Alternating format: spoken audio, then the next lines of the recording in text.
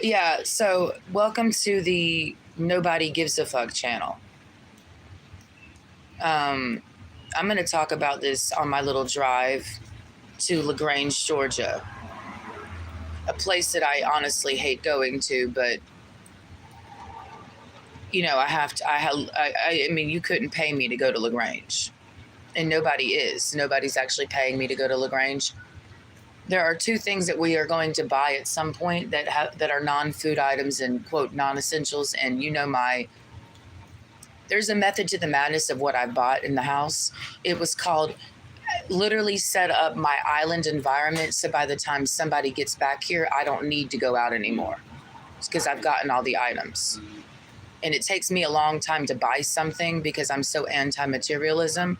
It takes a lot for me to just get one thing because it's like I don't even need that. So there's two items that I'm going to need to get. One of them I'll say out loud because I'm live streaming. The other I will say privately because let's keep it a big secret and be drama queens. A tattoo gun. The reason why I would like to invest in a tattoo gun, it doesn't have to be super expensive, obviously, is because the way I want a tattoo now, I'm done with my primitive. I'm like, well, I want to get it done. Yeah, I agree.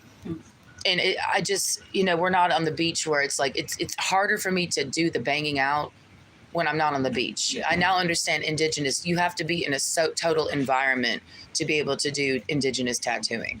So we're going to get a tattoo gun because Emily also wants me to fix the tattoo on her back. And I would agree. It looks like shit, which it doesn't matter, but I will fix that shit. No, I don't get to fix it. I did it. Well, she had a horrible, it was a whole, and it was also the energy that created the tattoo. And it was like, yeah, bad energy. So gonna get a tattoo gun and bang out some tats because I'm not spending money at a tattoo parlor. And, you know, it is a war of the roses out here. You know, I'm going to get into this and I'm going to just bang out some shit with my mouth because when I say I do not give a fuck about your little world, you know, everybody has their little world that they live in and I don't care about it.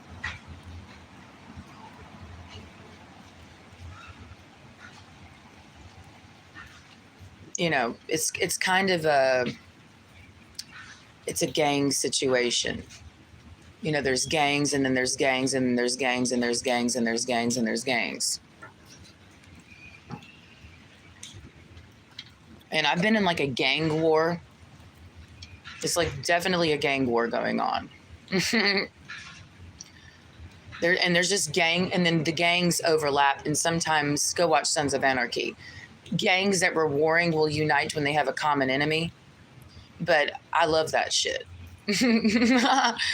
I love uniting people. When are you about to leave? Because I'm on my own path right now. I've already started. So when I'm on this, that's going to lead me to do shit. So I'm.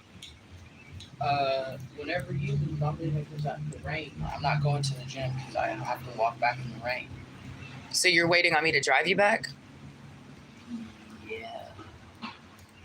If not, I'll just walk. You're launching to go do your. I'm launching. Like I got shit. I mean, all right. I can drive you back. I guess I didn't. You know. No, you're good. No, you're. I need to be set. Yeah. Because I can't. I need to do what I need to do, without any resistance. You're good. Of this, I need you to do this for me. No, you're good.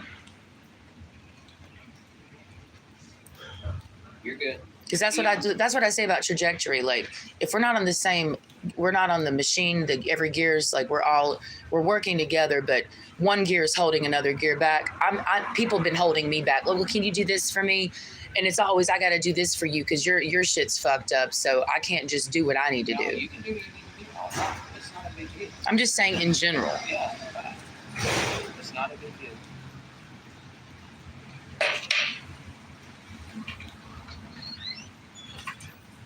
I'll drop you back because I got to get gas anyways. I'm holding myself back. You do literally wish. I will take you back because I'm going to drop you. I got to get gas.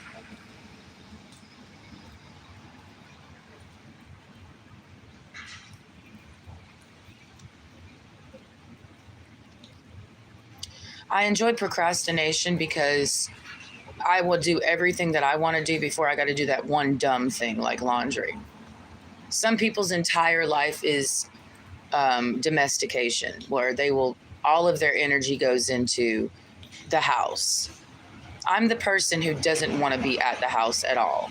There's so much shit I can be doing that does not involve cleaning and cooking. So I have a simple, like, the more square feet you have, the harder it is to keep clean. So some people will come to my house and say, wow, your place is so small. Well, go to Manhattan, then you'll see small. Can you broaden your horizons, please? So I'm about to shoot some bullets out of my mouth, but I'm going to be, by the time I shoot the bullet out of my mouth, I'll be in LaGrange. And what are you going to do? Drive to LaGrange? Is somebody hunting me? Yes. Somebody asked me that the other day. Actually, it was Sunday. Some guy asked me, is somebody hunting you? And I said, yeah, somebody is. Let's go. I need to be separate from you when I do this.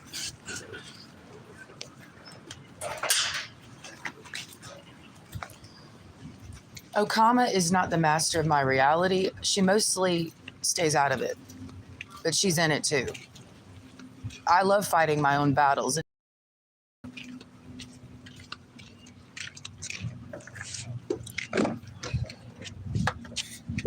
And when I say in my mind I have no competition, it's kind of like this.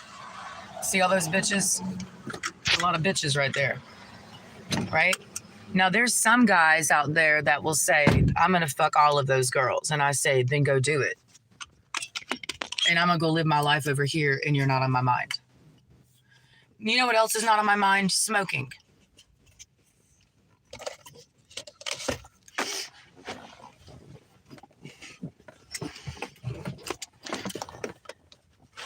The asshole has been on the asshole in me has been put on ice, and that's why you just got to go away, because you're not part of this.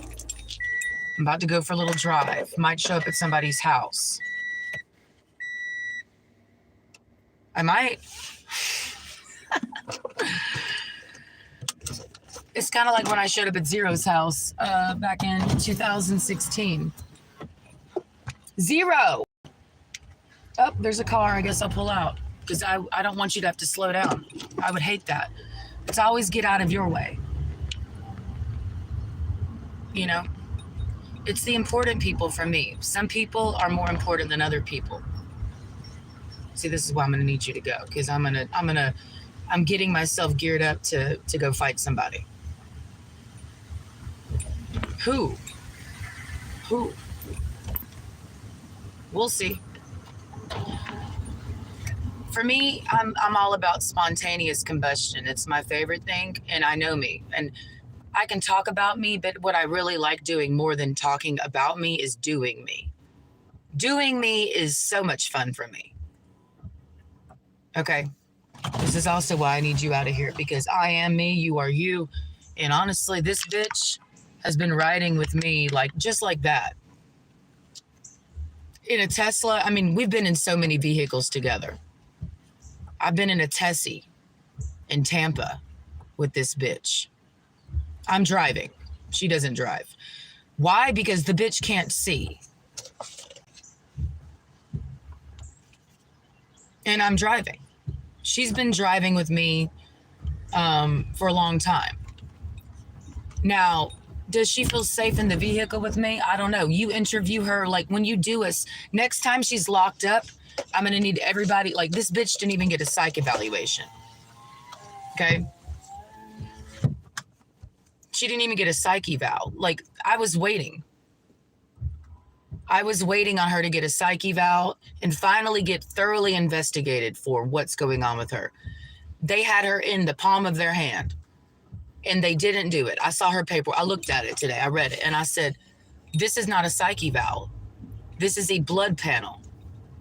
And then they sent her home with paperwork that said, if you feel suicidal, call this hotline. I called.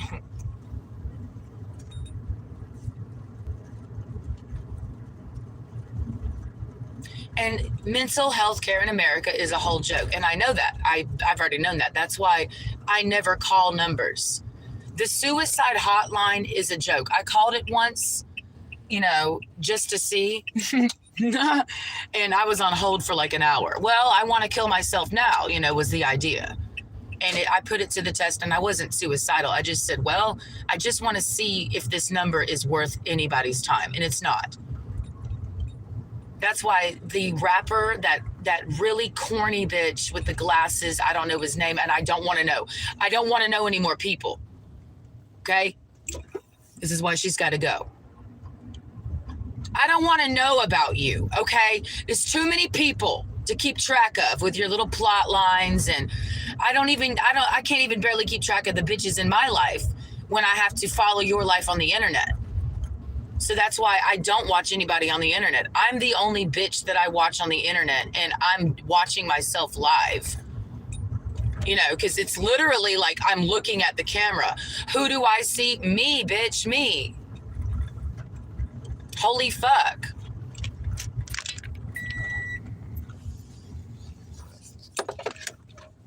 Goodbye.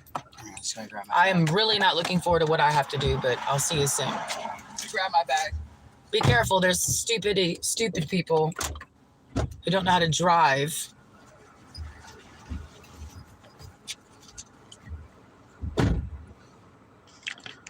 Okay, so I'm really geared up because, let me get gas.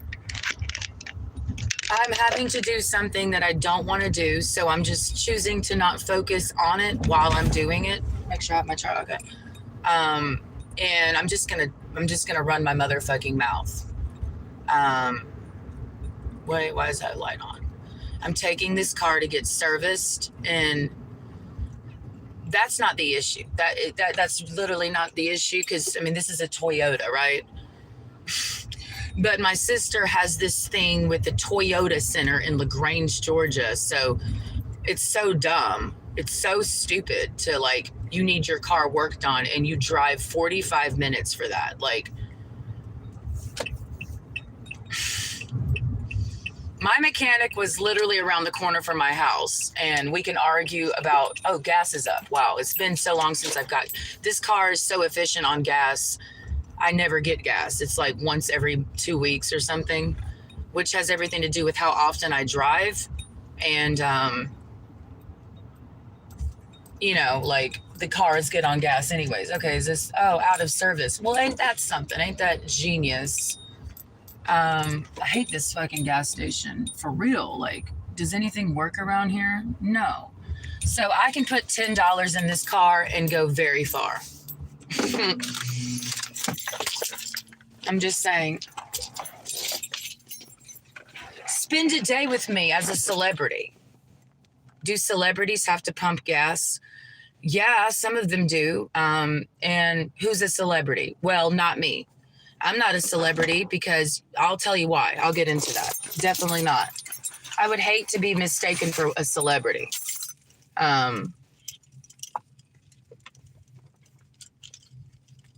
This thing I need to fix. See, it's so stupid, and that's exactly why I went ahead and got that handled, because this is dumb. The knife idea is great, but it's a shitty knife. It's a shitty setup, and I don't like this. I want to get some straps that actually are solid straps, but this is what came with it, and it's the scuba diving shit, and it's really lame. And I knew this was going to happen. It's around my thigh. I haven't been able to wear this. Number one, I hate the material. I like the more of the locking. Fuck this fucking, I got to go to the goddamn Army surplus store to get a proper thigh strap for this motherfucking knife. Very annoying. Fucking annoyed, bro.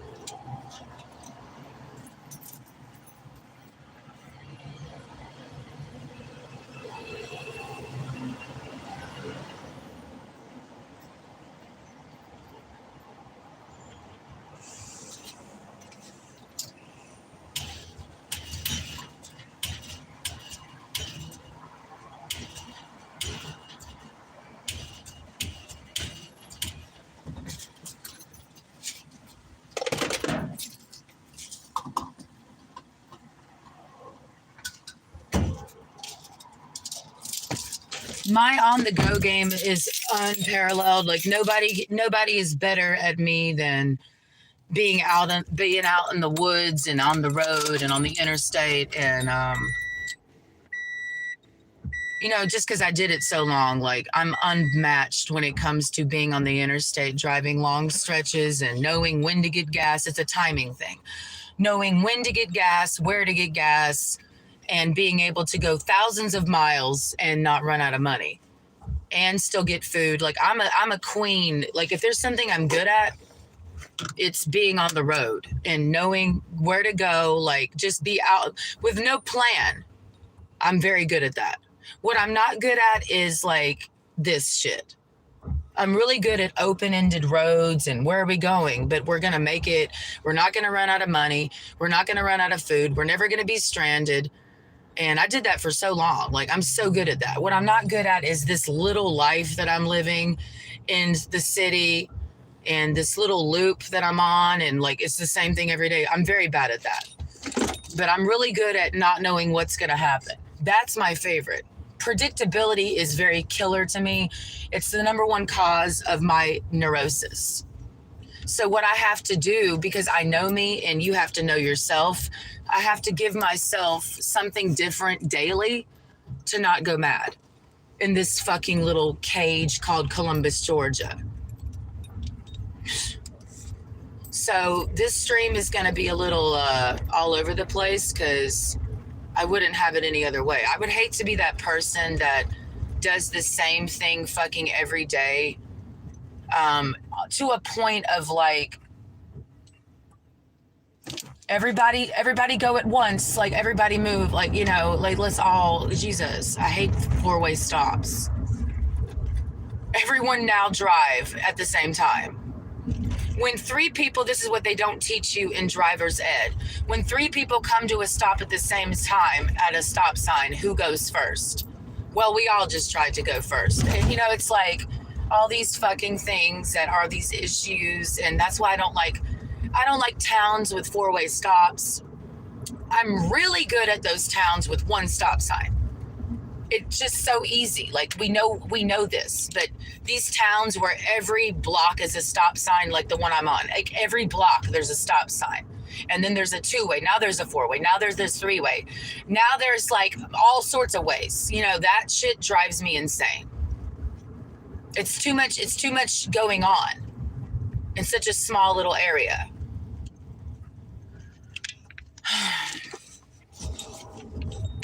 But I would rather live here. I can bitch about where I live, but there's levels to shittiness. Like I can live here and it sucks. Like, in the literal area of this, I say Columbus, but Columbus is a very big place.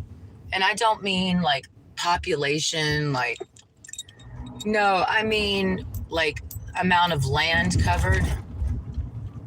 It's a pretty large place, but I know what side of town I prefer to be on, and it's not the north side.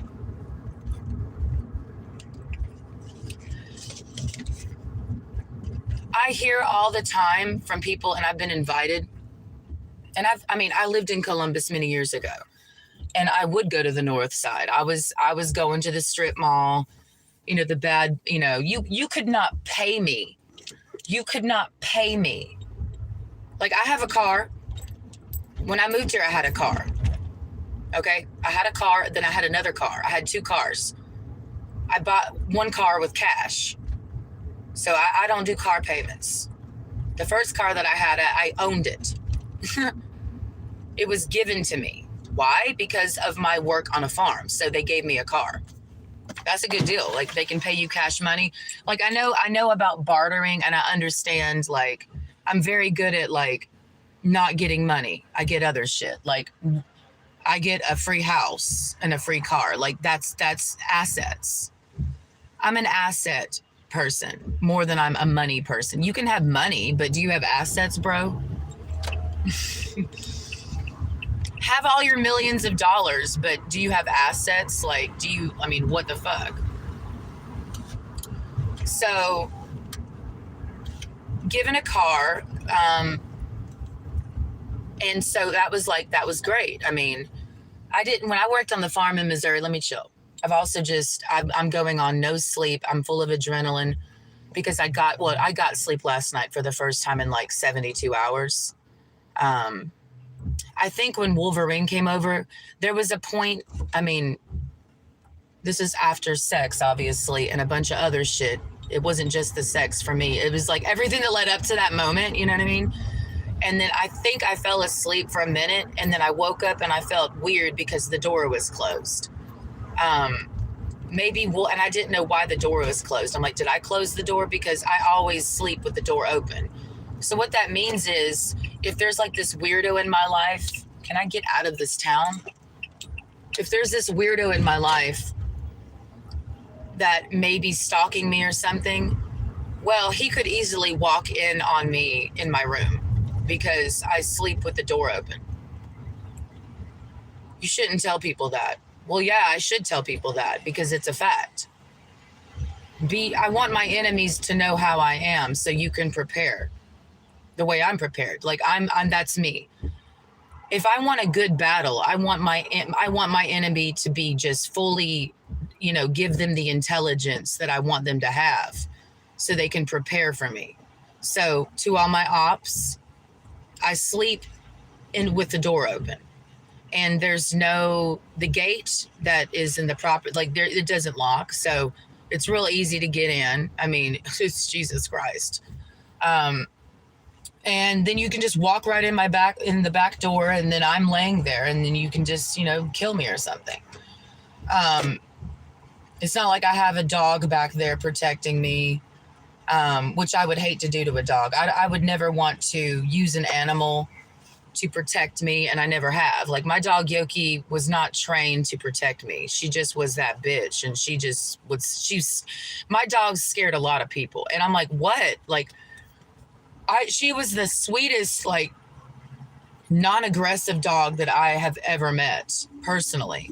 My dog Yoki, she's still alive. I mean, I don't, I'm not acting like she's fucking dead. I mean, I'm gonna talk about her like she's right next to me, like in the way she used to ride with me, for years. I mean, it took me a while to get used to being in a vehicle without my dog next to me because I didn't go anywhere without my dog.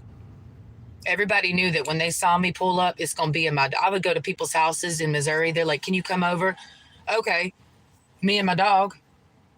They just had to get, I didn't accept nothing else. Like, we don't like your dog here. Oh, well, then I guess I won't be over here. Because if my dog can't come here, I ain't going, we going together. I'm sorry. I don't know you like that. So my dog is my family. So you're not going to say, turn away my dog. So the people that I had and I've dealt with over the years, everywhere I've gone, until she went missing. I did not come to your house without my dog. And if you didn't want the dog inside, well, then I'm going to sit outside with my dog. Like, I'm not going to make her sit outside while I sit inside with your ass. Yeah, I guess I'm going to sit outside too, because that's my dog. Okay, I got to pay attention just a little bit, because now we're on Veterans Parkway. One of the greatest, most iconic strips in all of Columbus, Georgia. Spend the day with me as your local nobody.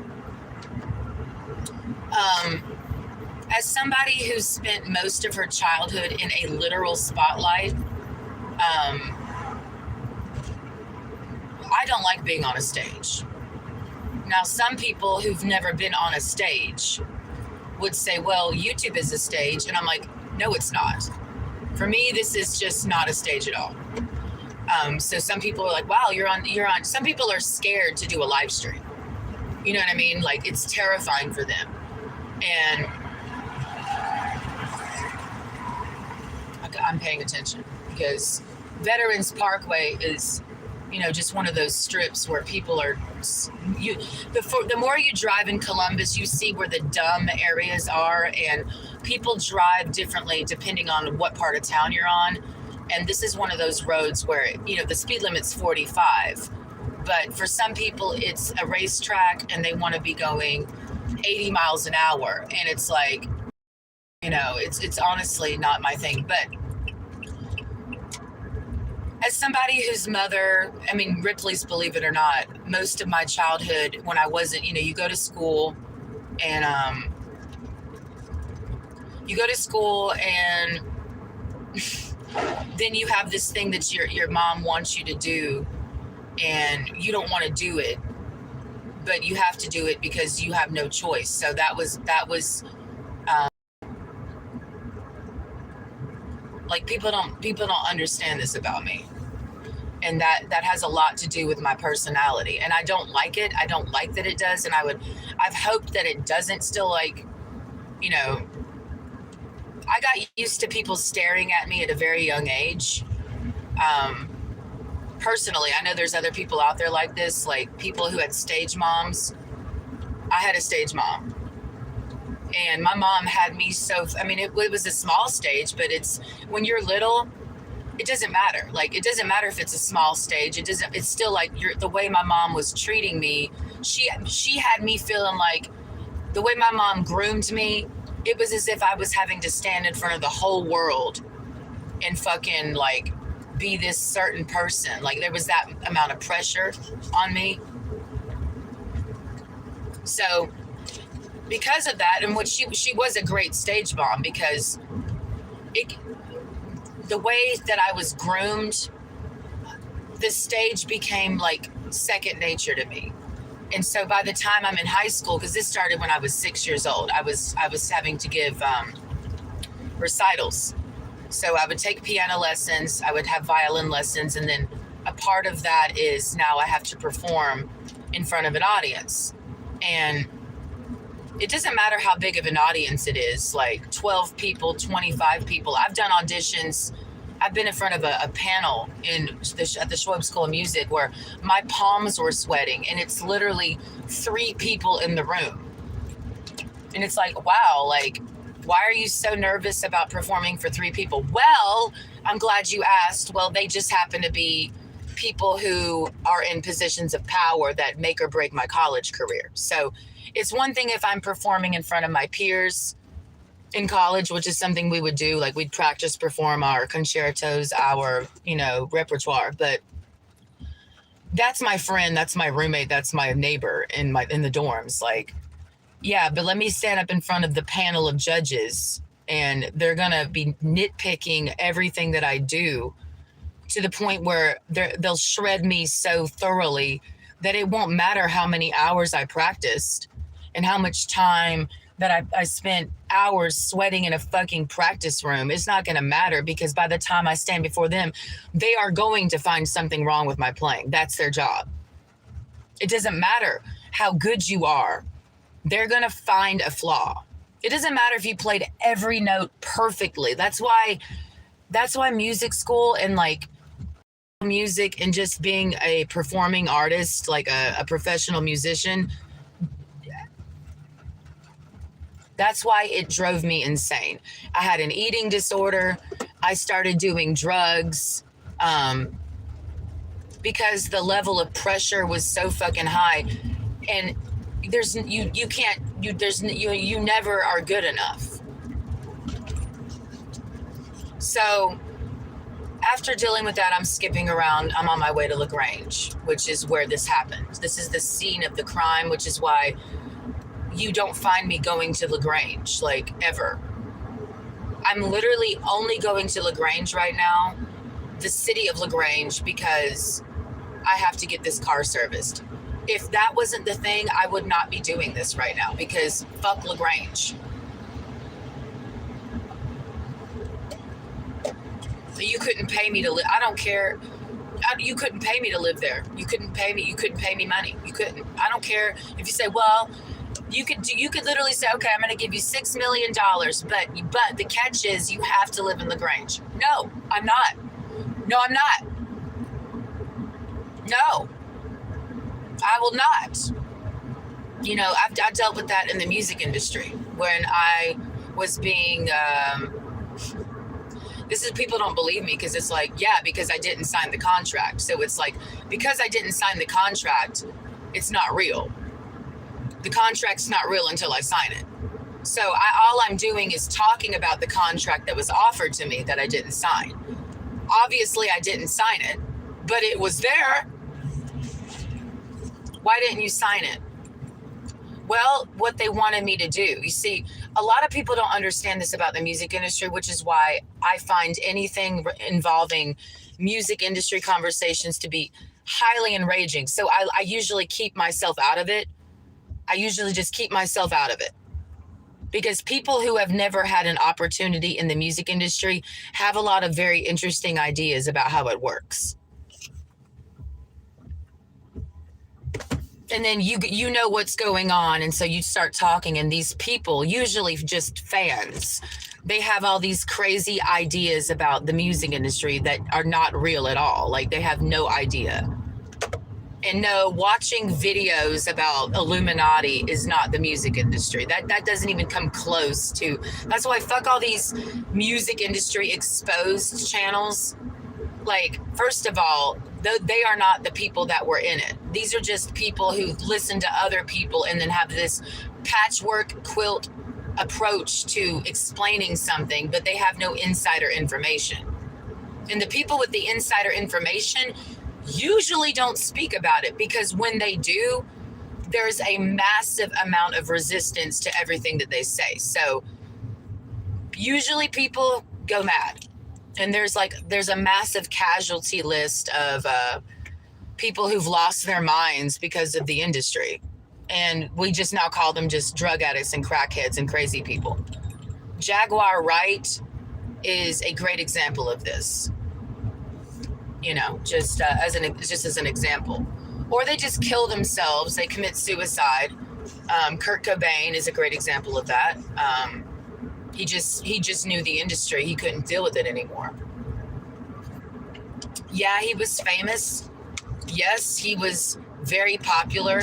I mean, if you just look at, I've had this conversation. Okay, where am I going? If you just look at, I'm taking the slow way out of town, because once I get on the interstate, it's like, I hate the interstate.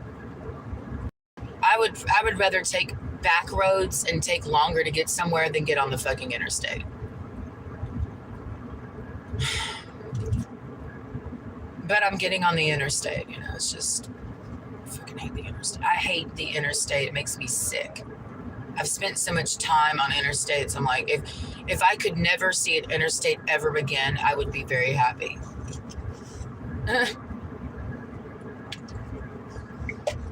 That's why I loved my time in the Ozarks, because it was like back roads and dirt roads, and that was great. That was so great. You know, there's pros and cons. The problem was the nearest grocery store was 45 minutes away, but now I'm in this shithole, so it doesn't really matter. But where am I going? I'm in North Columbus right now. I hate it over here. People really don't understand when I say I do not be coming to North Columbus. Like, a handful of times I've been over here, and I've lived here for 3 years. Like, when have I come over here? Well, go to Goodwill. There's 2 Goodwills that I'm going to go to. And I find all sorts of cool shit. People get mad at what I find at Goodwill. They're like, where did you get that from, Goodwill? That's not fair. Oh, well, get there. You know, look, I don't know. I don't go every day. I'm not that neurotic, but I just know when to go. And then I always find the thing that I want. And it's like, okay. It's usually, I don't go into Goodwill with like, oh, I just like in there to browse. I know what I'm looking for. And I usually fucking find it. It's like this little Chase lounge that I wanted because we're moving again. So we're not trying to accumulate a bunch of fucking furniture when we know we're going to end up leaving. It's nomadic life.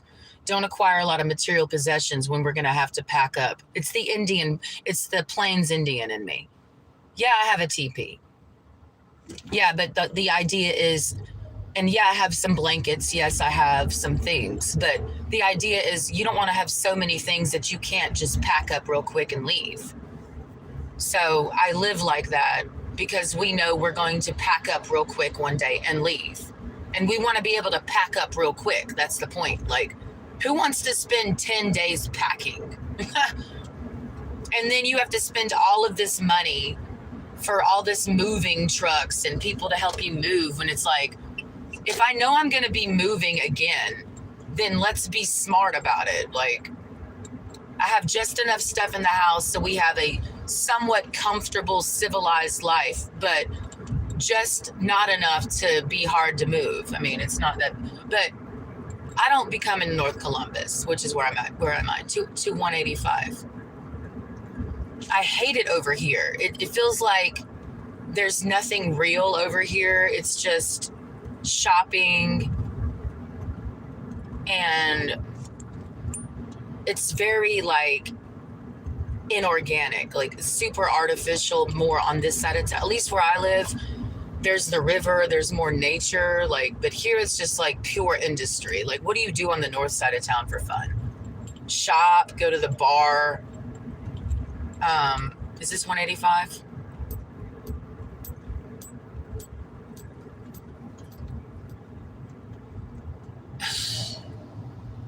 No, that's west. Where is this? Where is this fucking interstate? I'm not gonna be able to make it. I'm not really tripping about when I get there though, so I don't really fucking care. Why would I be in a rush to go to LaGrange? Oh yeah, hurry. I guess I can go by Circle K. It's just getting a car serviced. It's not like it's that deep of a situation to rush to. Like, gotta hurry and go. Like, people who are always rushing around, like, to do something dumb. Like, why are you in, like, what is, I need to know this as just because I'm on the road with all these people. What is the rush? For me, if you're rushing on the road, it's saying that you have bad time management. Like, why are you rushing to go somewhere? Like, do you not know how much time you have to get somewhere? So plan accordingly, be smarter. Like, there's no need to be speeding, you know. And I'm does somebody have a wreck? There's no need to be speeding. And is somebody going to be mad at me for saying that? Like, in the last few days, there has been multiple violent crashes in this area, and 2 people died in this town. And one of my peoples, because I was seeing them the last few days, while we were hanging out, she got a report that some of her friends were in a rollover crash and they have children. So it's like, I don't want to experience that. You know what I mean? I don't want to experience that or cause someone else to experience that. So I don't be speeding. I really don't even like driving. So I limit my contact with the road because, you know, anytime you get on the road, there's a risk that you could die, whether it be by your error or by somebody else's error, right? So I just don't like driving for a million different reasons. Okay. And when I do drive, I literally be going the speed limit. You know, it's that thing that's, you know, you can still have car accidents with speed limits, but it's just, we don't need to be like, let's mitigate some shit. Like, you should not be speeding or running red lights because you could kill somebody. And, you know, there is the thing of the accident. Everybody's had I accidentally ran a red light because the timing of the yellow into the red. But some people, there's a red light, they see it like way in advance and they still run it. And shame on you. Shame on you.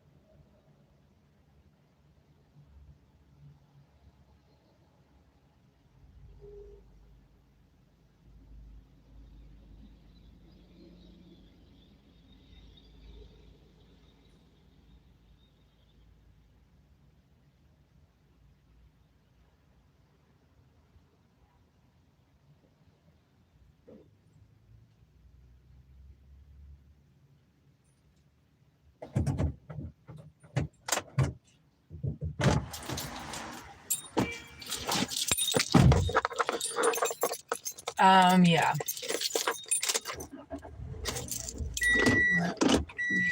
Where the fuck is I-85? Shows how much I be driving in this town. I don't even know how to get out of it. How do you get out of Columbus? I don't even know how to get out. I mean, I know how to get out to Florida, but I don't know how to get, because that's, for me, getting out of Columbus is, the only way out is to Florida. I don't even think about going any other direction. So I don't even know how to get out of here. I don't. Unless it's headed to Florida, I don't know the way out of Columbus. I literally forgot, girl. Okay, so let me see. I need to look up on my GPS really quick. Hold on. How do you get out of... Some people are... No, I'm not. Some people are... How do I say it? No. I really hate this car. I was an SUV gal for so long. For like... From 2015 until last year, I was an SUV gal. Like, cars are gay. And then, you know, my car, my Durango, just, I loved that fucking car. I love those old vehicles. It's not like I hated that vehicle. I mean, it was a heavy duty. It was heavy as fuck. But it just fell apart and I didn't have the money to fucking maintain, so I had to let it go. And a part of me feels like the mechanics were kind of gypping me because, you know, they can do that shit. But it was an older Durango, and it's like they didn't even make the parts for the car anymore, and it kind of broke my heart. I had to like call around warehouses across America to find one part for that fucking car. And because I'm not plugged into the fucking like old school world, you know, people are like into, you know, having those type of cars. There's like a whole network of people to keep the old cars alive. I wasn't plugged into that world, so I'm like hunting down a tiny part, and then got the part, found the part, shocked my mechanic because do not make this part anymore. I'm like, I said, yes, they do, and I will fucking find it. And I fucking hunted it down, had to call these people, me not knowing shit about cars, found it, and then I took it to the mechanic after spending a few grand. And then 2 weeks later, the car fell apart, like on the road. So the mechanic didn't do his job, but you know what? He expected me to pay the price. Because that was where I was going. You know, when you move to a town, you know, and you're new to the area, you know, finding a car mechanic is like finding the love of your life. Because you got to find a nigga who's motherfucking, okay, let me pay attention. Finding a car mechanic is like finding your soulmate to a way, because you got to find that person who's trustworthy, who's gonna not fuck you up. Oh my God, I hate this side of town. Oh, I hate it.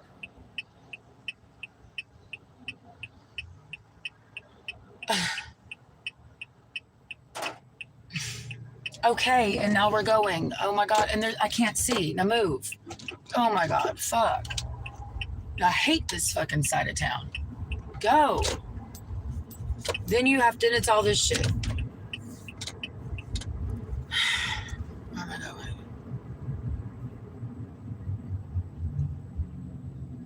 My sister is, you know, I've also recognized this, and I hate saying it, and this goes to that one guy that I say reminds me of my ex, that I'll never say his government name out loud ever again. I just I'm like, Jesus, just something about that name that bothers me. So I just gave him a new name to not be bothered by his name. You know what I mean?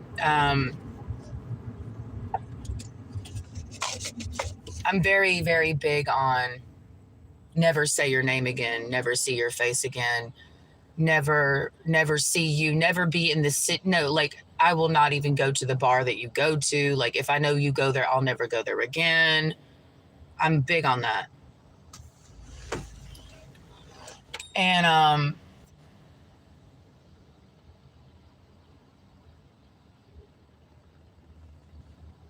my sister that's coming back from deployment, right?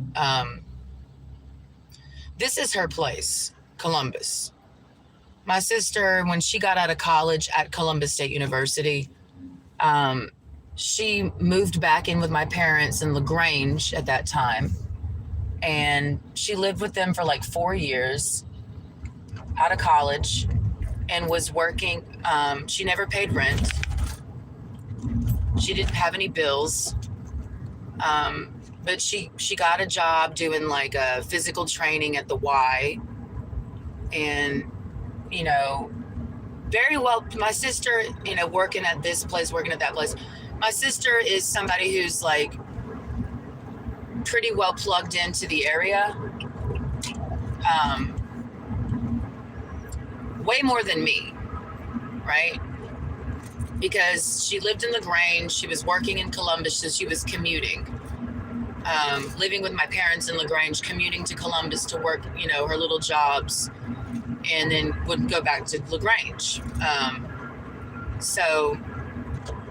And then when she wasn't doing that, you know, she had all her friends that she would hang out with, work, you know, volunteer work at a farm. So my sister this is her comfort zone, right? LaGrange, Columbus, Georgia, and, you know, Atlanta. My sister's into Atlanta. I mean, it's easy for her to go to Atlanta. It's easy for her to do anything around here because this is like her stomping grounds. So these are not my and I don't want this to be my stomping ground. So you see, like, I move in with my sister in San Antonio. Why? I love telling this story because some people, like my sister, forget. She got so nutty there for a minute that she acted like I asked to live with her. And I'm like, bitch, I was living in Missouri, doing my own thing, had my own thing going on. Doesn't matter what it was. I had my own shit going on, my own life. I'm sitting in a camper at a homeboy's place because that's Ozarkian culture. Those who know. Like, when I say I was sitting in a camper, people who are not in the Ozarks know the Ozarks, like Missouri and Arkansas Ozarks. Like, they would be like, what the fuck? And I'm like, no, it's cool. You just don't get it because you're not Ozarkian. It's not Tennessee, bro, because people say yuns and be like, Tennessee. And I'm like, I heard a dude say yuns yesterday.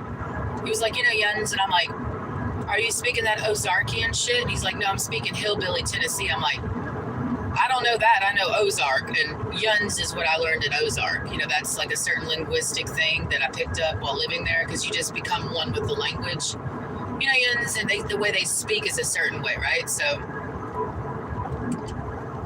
I was sitting in a camper. It was like July, August. Literally living my own life. Like, had been living my own life. Like, I'm talking about my sister Emily, right? My sister Emily's not in my life. I don't talk to this bitch. Every now and again, there's a communication through text or on the phone. But I need to say out loud for the record that prior to me living with my sister Emily, I had mostly a no contact thing going on with her. Okay. We would talk occasionally. Occasionally she would send me a care package or, like, you know, that's her way of caring. But she wasn't in my life. Like, she wasn't there with me in my life. She wasn't a part of my life at all. And I didn't care. I wasn't checking for her. I didn't give a fuck. I wasn't looking for her, right? So I'm sitting in the camper in Missouri with Okama Yoki and all of the people that I know that she doesn't know. I know so many people my sister does not know that are not here.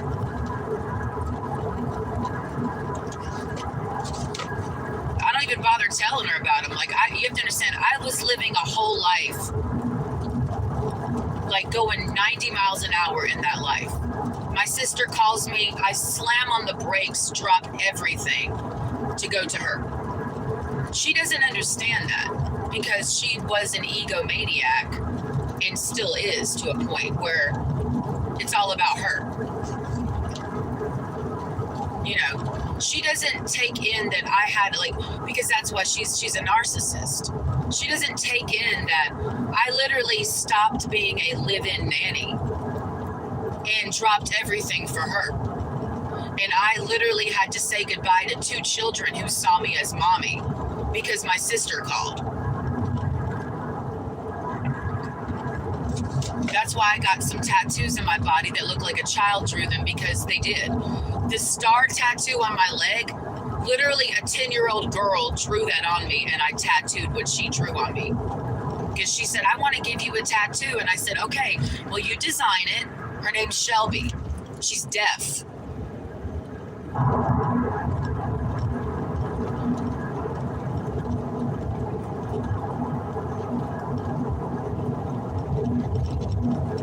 She was my daughter. She was my daughter. She called me mommy. I had to leave Shelby because my sister calls. She needs me. Drop everything. Drop the baby, drop the other baby, and then the other baby, because I was taking care of 3 kids that were not mine. Full time, man, full time. That was like what I did, full time. Why? Because their parents were on and off drugs, and this is the Ozark Mountains. Nobody can afford childcare. That's why I don't have time for people saying, well, why didn't they get a babysitter? This is the Ozarks. There's no daycares out there. This is in the middle of nowhere. So when somebody is struggling with drug addiction in the middle of nowhere, what do? They call a family member. You become a family member. You are now a part of the family, taking care of their kids. It's the middle of nowhere. It's the same thing I did on the Navajo reservation. I was a nanny. I was helping take care of people's children. Little babies, little Navajo Indian babies. There was a time they don't have, this is once again the middle of nowhere. The Navajo reservation in Nageezi, New Mexico. Look it up. Nageeci. There's no, it's the middle of nowhere. It's the middle of the fucking desert. So when somebody gets sick, it's not as simple as, oh, let's go to the doctor. There is no doctor. You know how far the nearest, and then we're talking about quality of care. So there was a time when everybody got sick. I'm out there with the former medicine man picking wild sage and making concoctions to make sure and get everybody off the sickness. I mean, everybody was sick. Okama almost fucking died. I don't know what it was. It was like it's like we all had COVID before COVID. That was like 2016. So I'm out there picking wild sage, getting pine resin off the tree because that's an Indian remedy for what the sickness was, trying to pull the infection out of people's lungs. Was that on television? Did I post that on Instagram?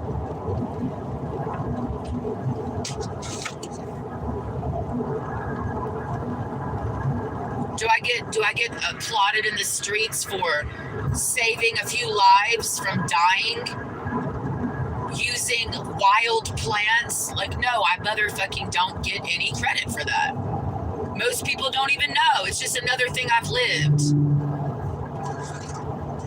Let me hurry up. I'm going 65. Let me go 70 because it's so serious out here. So my sister, I dropped everything because she said, I'm going to this school in San Antonio. I want you to live with me. That's what happened. I am so tired of my faggot ass parents playing in their minds. Like they just made up this story that Joy was looking for a place to live and she preyed on her sister Emily. Like that's literally not what fucking happened, Dad. I hate that nigga. It's so fucking offensive to me because I know what the fuck I was living. I've been dealing with this for years. Ever since I moved in with my sister, this is what I deal with my family. You just moved in with your sister to have a free place to stay. That's literally not what happened. And it took me like 3 months to come to the conclusion that I would move in with her. When my sister called me, it was like June. Let me see what's going on here with my stupid phone. Hold on, Emily. I'm taking your car. Yeah, anything for you. You know, you're so important. love her to death, but you know, sometimes it feels like I'm just a satellite in her world. You know, I don't like thinking about it, because if I think about it, then I'll start feeling depressed. But you know, I did basically put my life on hold so she could go, and I was her in-home housewife, cooked all of her meals. Like, that bitch came home from school to a full course meal, pack her lunches. I'd stay up packing her lunches in the morning, running errands for her. Anything she needed me to do, I'll go to the grocery store. I would be the one going to H-E-B. Well, she wants specialty groceries, so I would drive to fucking Natural Grocers to get her, and she'd send me the list. All because she needed to study. So I took care of all of this stuff for her. I cleaned the house. That bitch never cleaned. I cleaned her bathroom. I cleaned the kitchen. I mowed the grass. I took everything. I took care of everything to the point where she didn't have to worry about doing anything. I did the laundry. I folded her clothes. All she had to do was study.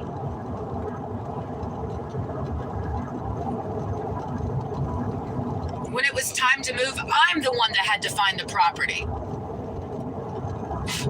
I'm the one that spent time calling landlords and trying to find a place to live while living in San Antonio.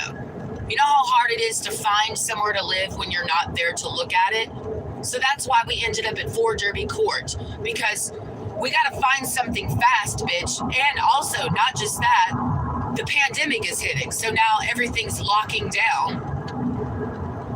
So we were paying rent in February in 2 different spots. We were paying rent. We were paying double rent. We had a place in San Antonio, the place we were living, and we started renting in Columbus, Georgia, 2 months before we got there.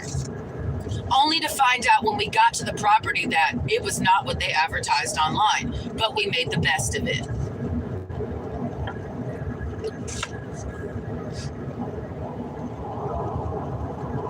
And what's funny is, and I mean this literally, the house that we're living in now is the first property that I was able to look at in person before we moved in. Every other place, even 503 Broadway, we didn't even get a tour of that property. We just said, all right, we'll take it. We didn't even care. We're like, the location is key at this point, and the house was not that great. I mean, on paper, on pictures, it looks like a really cool house, but living in that house was fucking hell. Yeah, it looks cool. Like, look at the big rooms, look at the architecture, but it was horrible. It was horrible. I am way happier in the smaller place that I live now that looks a lot more ghetto as fuck. It's way more ghetto, but it's more relaxing for me than that fucking uptight. I feel like I could barely breathe in that other property.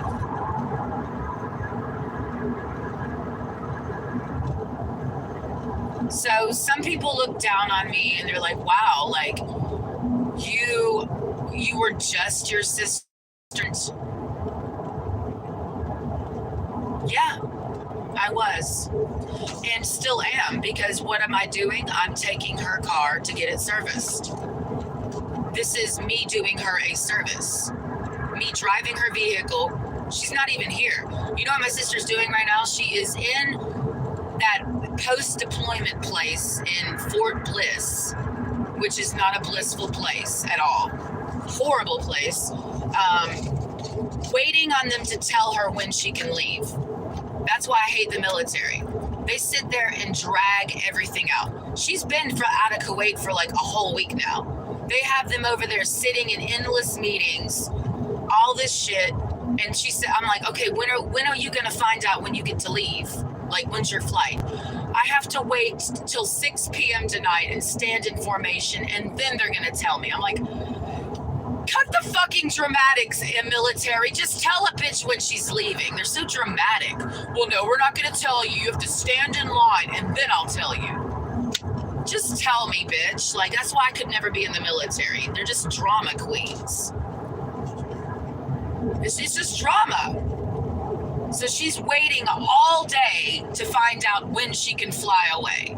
So I'm taking her car to LaGrange to get it serviced. So when she gets back, she's going to hit the road and take a vacation. The first part of the vacation is going to be with my little brother.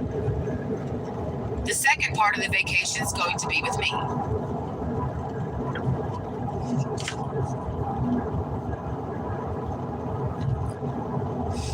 And for the record, my sister said, well, do you want to spend 7 days, me and you, or would you prefer that I take our little brother? And then I'll take you. And I said, take my little brother. So I had the option of, my sister was going to do whatever I wanted. She said, do you want me to meet, just be me and you? And then I say, fuck our little brother? Because this goes into how much time we have. And I said, absolutely not, fuck our little brother. You take our little brother and then we'll go. Because he deserves the beach more than I do. So, I'm just a dickwad and stuff. The way some people be acting, the way some guys that I meet treat me. I should go by Pine Mountain and see my parents' house, but I hate it over there. I'm just so anti Pine Mountain. I mean, it's a horrible place now. I remember the Pine Mountain that I remember was the one with the dirt roads and the little farms. And I mean, I didn't even know that civilization existed in the 90s in Pine Mountain.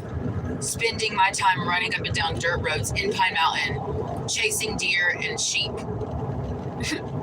I don't know this new Pine Mountain that's built now for Atlanta. It's a horrible place.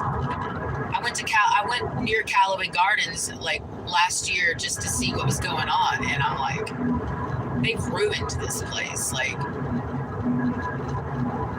I'll go back to the Ozarks at that point. I'm not gonna, like, at this point in this area, the country people are actually city people. They're not real country people. These are city people who wanted to buy land and bring the city with them to the country. So it's not the country. Because it's trendy now. It's trendy to be in the country. So you have all like my parents. My parents are not country people. They're city people who wanted to get land and do their city life shit in the country. Like that's what they do. They're not country, but they're not country at all.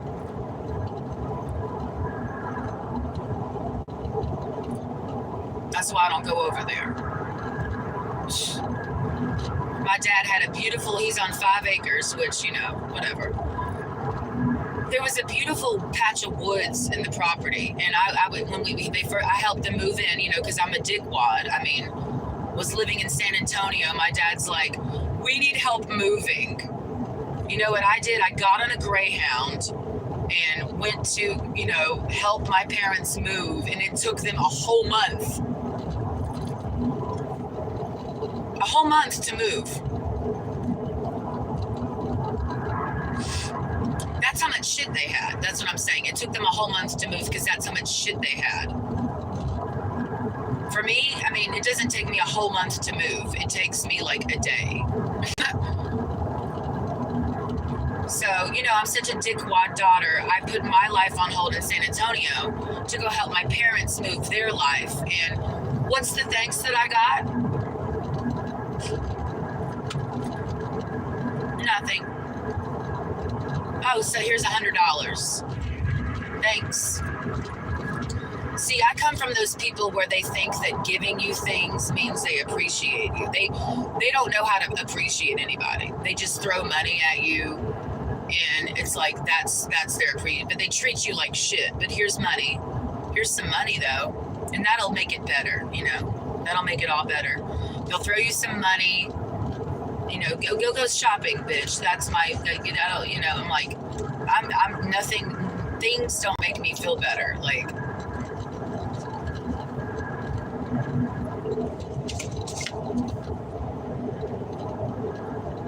and then I meet these horrible men, right?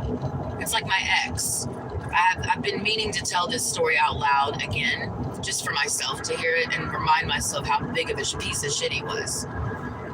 My ex, one of the things that happened between us, which just tells you who he is, like, we were in the car. This is my man, right? We were not dating. We were not fucking. We were in a relationship, like man and woman, right? We're in my car, and I'm driving to Academy in Beaumont because I'm on High Island. So you get on your GPS and you look up the distance between that, and you'll know how far of a drive that was. But I did it all the time because that's where I could get supplies for what I was doing. I got to go to Academy. I can't get it all at Walmart, and the nearest Walmart is in Beaumont. Okay? So every now and again, me and Okama would hop in the car with our dog Yoki and drive 45 minutes to Beaumont. Because she was always in the, if me and Okama went to the grocery store, Yoki was in the car. Always. And either one of us would sit in the car with Yoki while the other went. We weren't those leave our dog in the car while we're shopping people. Fuck no. In Texas, in that Texas heat, and even if it wasn't hot as fuck, I still didn't feel comfortable leaving my dog in a car while I was in. That's so cruel and gross. So it was either one of us just runs in while the other one sits with Yoki. We're not leaving her in the car by herself. It's so mean. So go to Academy, you know, on the way, right? My ex, who was not my ex at the time that this happened, he starts talking about bitches that he would like to fuck. I'm in a relationship with you.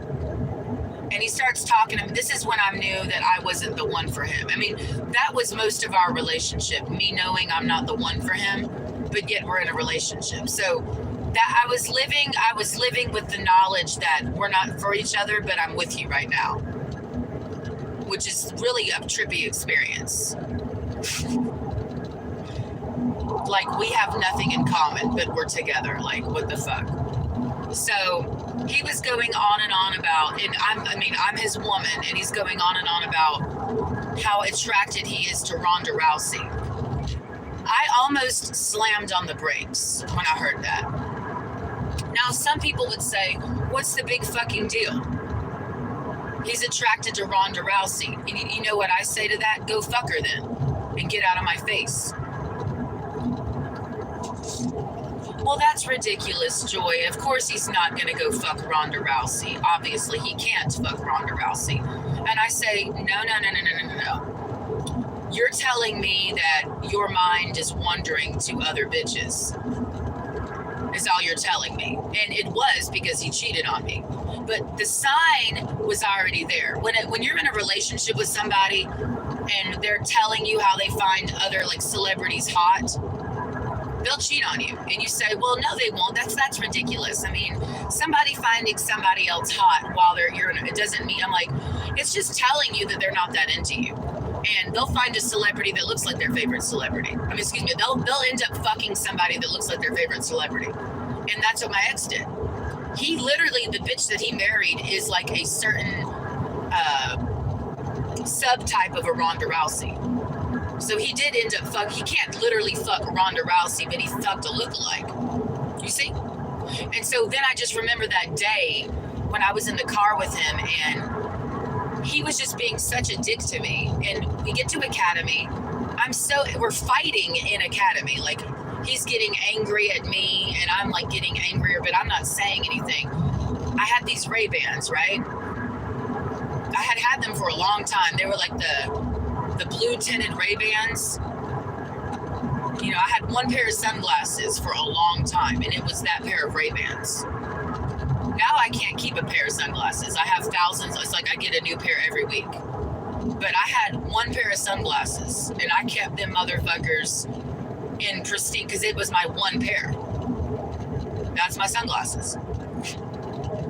I was so angry at him in Academy. I walked out of the store in front of him, took my Ray-Bans, and I fucking smashed them. And you know what he did? He started getting upset and like he was almost crying. It was like, why did you do that? You could have given them to me. And I'm like, wow, like these sunglasses, like then I saw that's how he saw me. Like, I'm over here upset because you disrespected me. So then because of that, I crushed my Ray-Bans. You're more upset that I crushed my Ray-Bans than you crushing my feelings. And that's when I knew. On that day, I knew our relationship would end. Now, did I say that to him? No. I never said to him, I know our relationship will end. I just knew it would. So when it comes to my ex Floki, I always knew our relationship would end.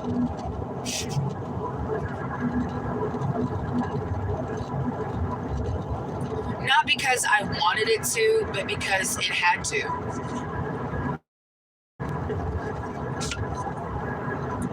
It's the same thing with that dude that cannot be named by his government name ever by me again. Not because I'm protecting his identity.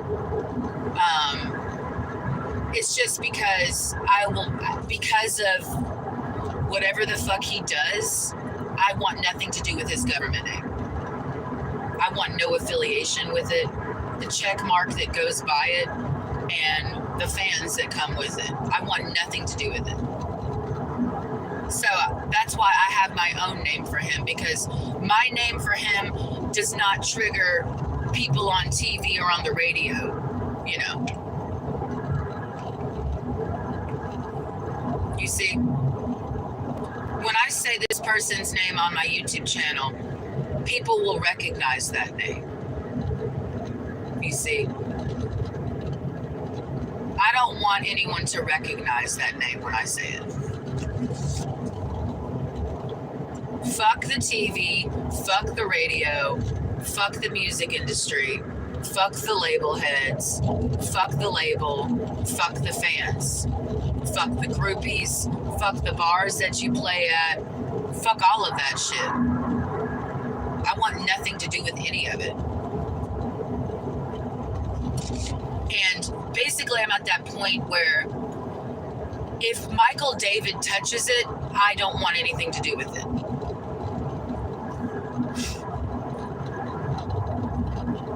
And I mean that literally. Like, whoever, and that means people. Whoever Michael David has touched, I want nothing to do with them. Absolutely nothing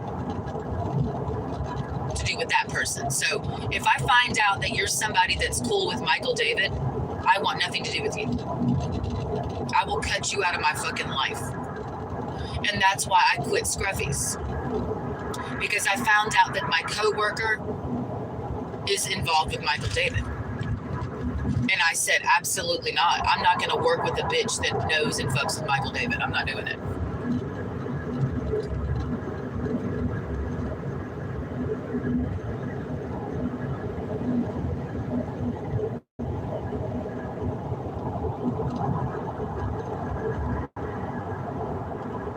Nope.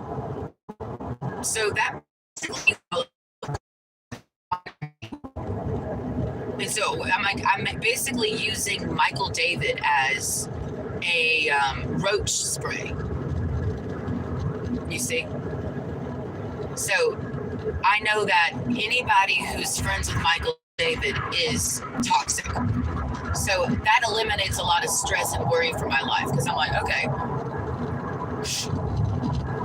I don't have to worry about getting to know this person to even bother wasting my time, because the moment I find out that you're cool with Michael David, that's easy for me. I don't want anything to do with you.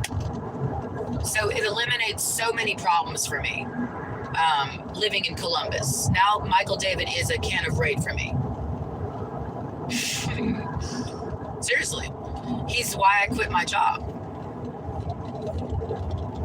The moment I find out that these people in this bar are cool with you, and I know you, so that's like, oh, fuck no, I don't want to be here. This is toxic, bro. And Michael David is why I quit Scruffy Murphy's. Michael David Sabaski. Who is that? Who knows? But I just know that that name is what toxicity is, and I want nothing to do with that name or anything attached to it. So if you are attached to Michael David Sabaski, that name, then you're toxic to me, and I want nothing to do with thee. And that's good, because I'm all about eliminating toxicity in my life. It's very simple. I'm not missing out on anything good. It's just like, oh, you're toxic, got it. So then it's so simple for me. I leave it all alone. And this is what helped me eliminate a lot of issues in the music industry when I was in the music industry. Because there's this idea that, well, you got to give everybody a chance. No, you don't. I learned that living in Houston 12 fucking years ago. Say the truth, I stay the fuck away from you because I already know the web. And it's a web. It's a web and it's a web and it's a web. So Sci-Fire, who's ironically enough connected to the entity Michael David Sabaski, that's how I know. Anybody can, and then it keeps going. Anybody who willingly fucks with the guy Sci-Fire is toxic as fuck because I know him. When you know what somebody is behind closed doors and then you find out that they have all of these people that are super cool with them, say no more, say less. So it's just the irony for me. The studio producer basically doing some mild forms of torture to me and told me, don't tell anybody what happened to you while you were here. Sci-Fire is apparently affiliated with Michael David Sabaski. And I'm like, wow, who would have thought? Like, what a small little world. Sci-Fire? Oh yeah, I know Sci-Fire. What's there to know? Willingly left the music industry, you see, willingly left that shit. So can you imagine that there's this guy named Michael David Sabaski who has been very interested in me, and he's an up-and-coming artist who's going to be famous. And can you imagine that now, because of this guy, I'm now still plugged into Houston because it's the web of people? So it's like, I'm back in Houston again. Because if you, the guy in Columbus, Georgia, who's trying to fuck me, is connected to the dude who kidnapped and raped and drugged me in Houston, then it's like I'm still dealing with that through you because you're cool with him or something. Why the fuck would I want to be around a guy who's affiliated in any way with somebody who tortured me in a studio in 2011? My face and say, you care so much about me. I'm not even going there. What I am doing is going to LaGrange. Like, that's what I'm doing. This is the road I used to live on. So it's like, you know, I know this road very well. I mean, LaGrange, I hate it. What's there to fucking know? I mean, it's the most boring fucking town in the world.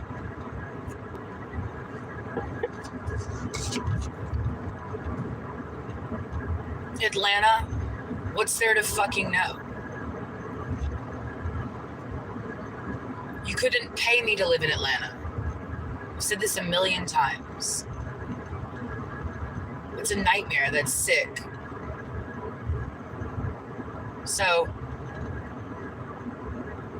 you know, I'm eliminating toxicity from my life, and Michael David's little, I don't know what his deal is towards me, like what he's wanting, but I want nothing to do with his world of people. Absolutely nothing.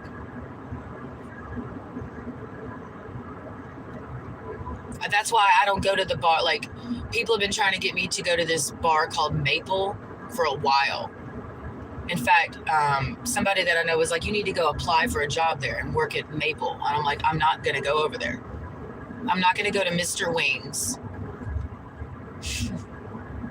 I'm not going to go over there, and there. Like, there's people that I hang out with recently, and I know who they're connected to, and I know there's a level of two-facedness there. But what they don't know is I'm about to cut them all off. I can play the game. I know how to play the game. It just makes me kind of sick to do it. Like, it makes them talk shit about me behind my back, and it makes me sick to know that that's why Michael David Sabaski can actually suck my whole fucking dick. And that's on the 706 that is LaGrange. Like, you know, it is sick to be that person who fucks a guy behind your friend's back. Like, I don't hang out with just like that. And they might call themselves my friend, and I might do the air kisses with them, but I know they're not my friend. I can be around a female and let her think that I think she's my friend, and I know she's not, because she'll fuck any dude that I fuck in this town. So yeah, I only have one friend in this town, and her name is Okama. Every other female that I meet is just a bitch that I'm like, you know, I know who she is, but I mean, she's not my friend.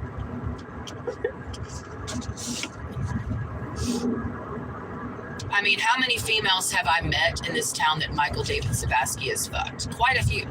Quite a few. I mean, if they work downtown, I mean, the chances of him having fucked her are very, very. So I want nothing to do with that. And I don't have anything to do with that.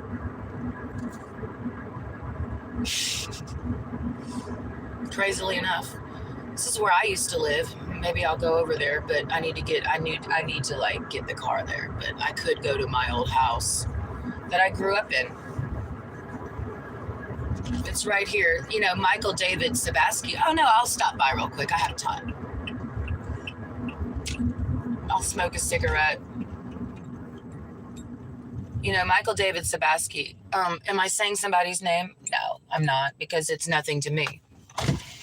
I grew up in LaGrange, motherfucking Georgia. Like, why the fuck would I give a fuck about any of that? I mean, seriously, it's LaGrange. There's a few people who might recognize me, but I've stayed away from this town so heavily. I mean, I don't think anybody would.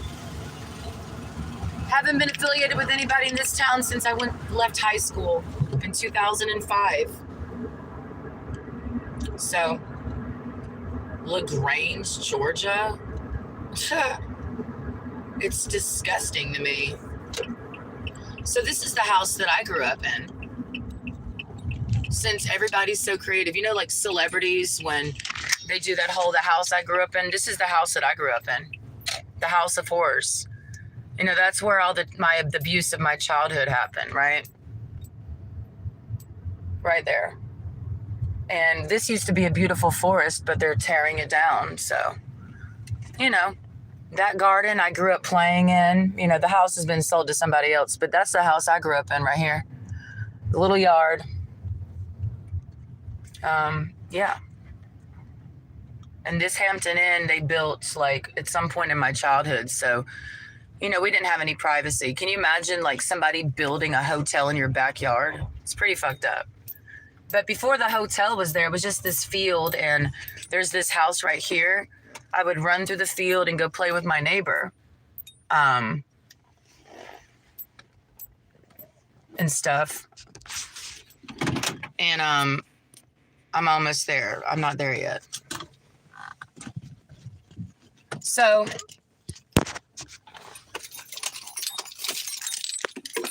I'm just kind of getting in this modality now because, I mean, I've been dealing with Mr. Michael David Sabaski nonstop since, you know, December basically. But I don't want anything to do with his world. I don't. And what that really just means is I have to get the fuck out of Columbus, Georgia.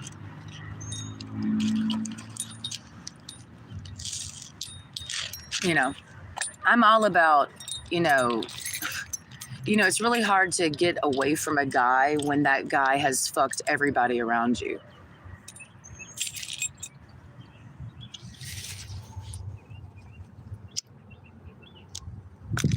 That's why being in Columbus, Georgia is torture for me, because it's like, okay, I have this thing with this guy, right? No matter how it started, no matter what happened, no matter how it ended, right? If it was just that, that would be something. But when I keep encountering females that are in the Michael Sabaski cult, I never get away from him. So it's like, the only thing I could do is literally move out of Columbus, Georgia to get away from Michael Sabaski. Because it's like at this point, Columbus, Georgia is a cult of Michael Sabaski. And fuck him. Fuck him. I don't care. Every female that I meet is like, she's sucked his dick at least once. And it's like, I want nothing to do with the females that like, if you're a female who's fucked Michael Sabaski, I don't want to hang out with you or see you. So what does that mean in reality? Because that's something you say, but in reality, that means I literally cannot go to like every restaurant or bar in this town because she's going to be there.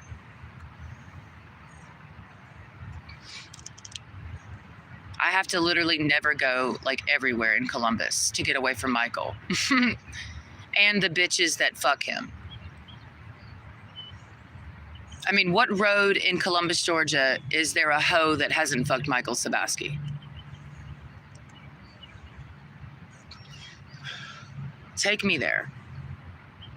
Take me to that road. It's so fucking gross. Like, no, it's really gross. What's up?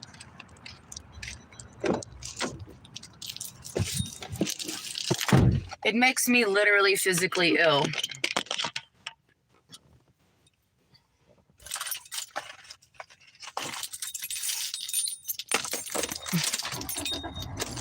The cult of Michael Sabaski is a real thing, and I'm not in it. Ugh. And it's like growing by the day or something. And it's like, oh my God, get me out of this. Get me out of this. I could throw up. I feel like I'm going to throw up now.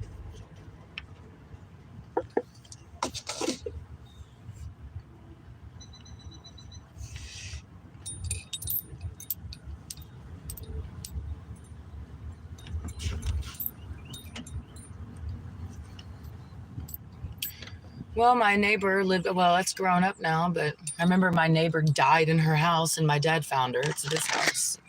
It's abandoned now, but, you know, back in the day, it was a decent property. Totally ruined.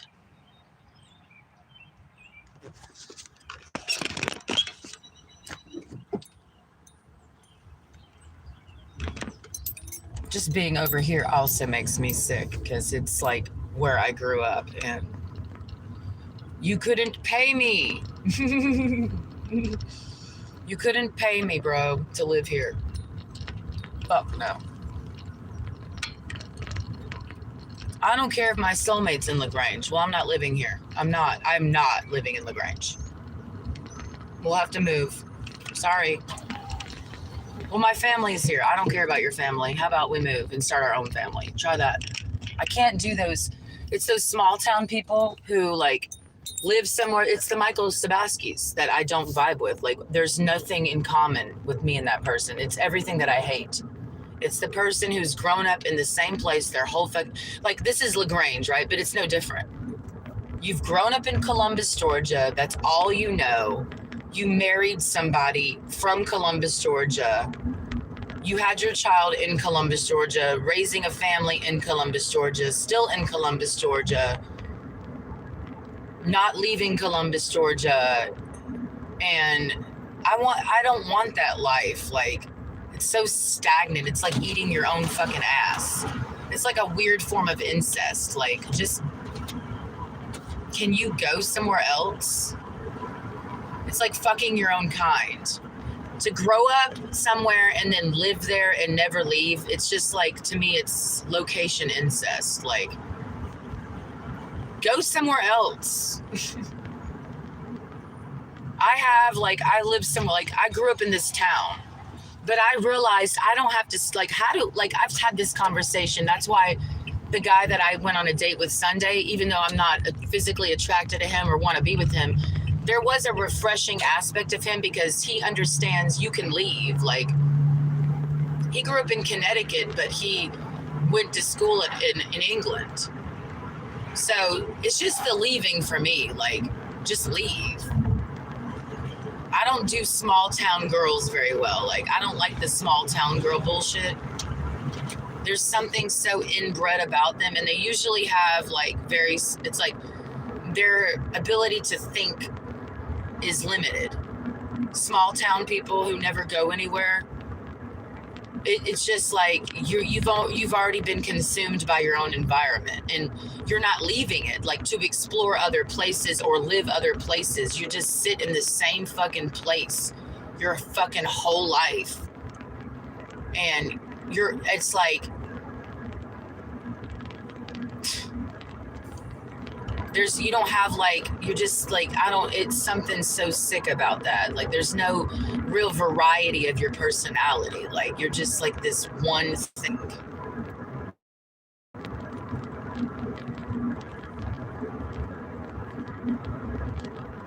And I don't do that.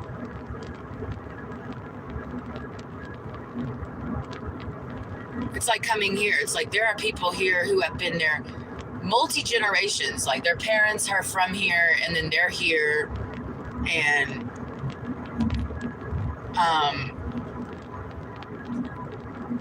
now they went to school here, and some of them went to college somewhere else, but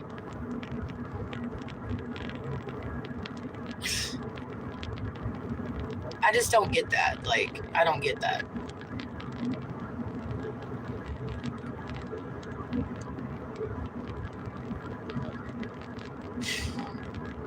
Just the thought of that makes me sick. Like, go somewhere, do something. Like, do something.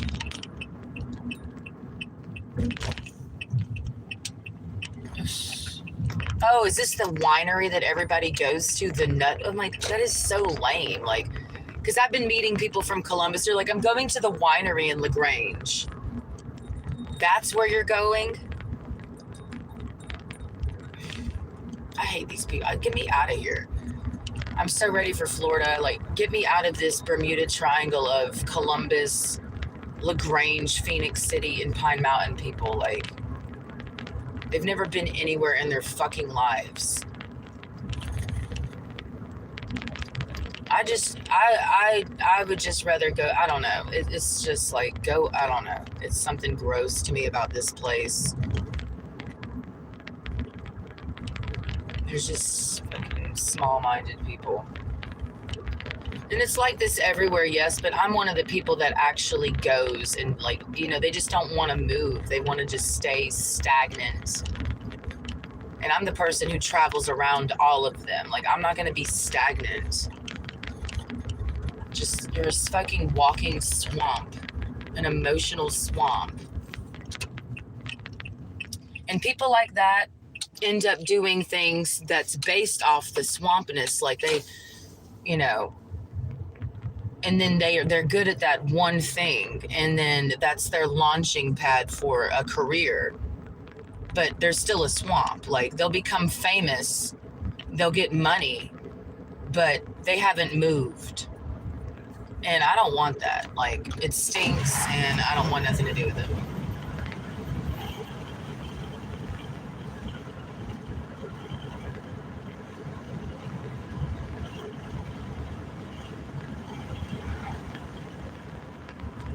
So, I mean, it's taken me a whole year to kind of figure out how I'm going to be in Columbus for real. Like, outside of, you know, I've had to forge my own path. You know, you don't know anybody until you do. But thankfully, now I'm glad I met Michael, because he's helped just make my life easier. I'm not searching for people. I'm not wondering if this is somebody I should hang out with. He's really simplified my life, because it's just as simple as anybody who is connected with that guy and the Michael Sabaski thing. I want nothing to do with it.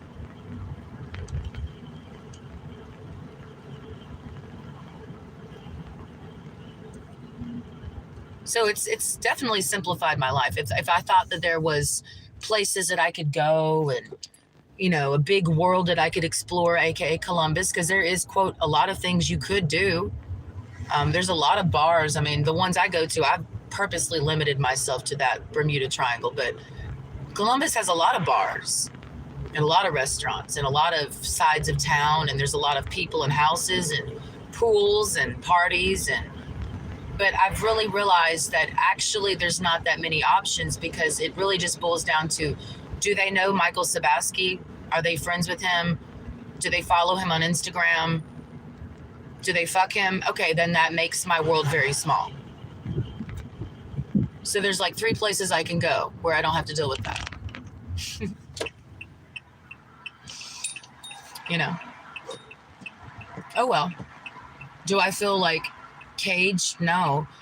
What we're doing is we're eliminating toxicity, which gives there's this idea that there's this, vast amount of things to do, places to be. So, but there's not.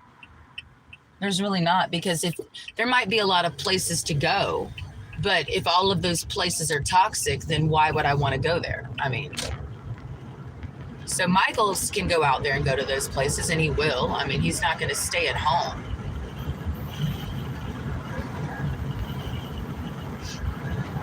Michaels stay at home, yeah, right. There's been this thing that guy does where he'll tell me he just stays at, it's funny how people just lie. Like, if there's anything I know about Michael Sabaski, he's never where he says he is. Even if he's around me, he's not actually around me, because you know what he's doing? He's lying to somebody else about where he's at. So, it's that weird thing where I got to do this also. Let me do this real fucking quick. I got to pull in. So I gotta fucking let me get all this shit. And this car is looking like shit, and I gotta fucking clean it also at some point today. But it's all right.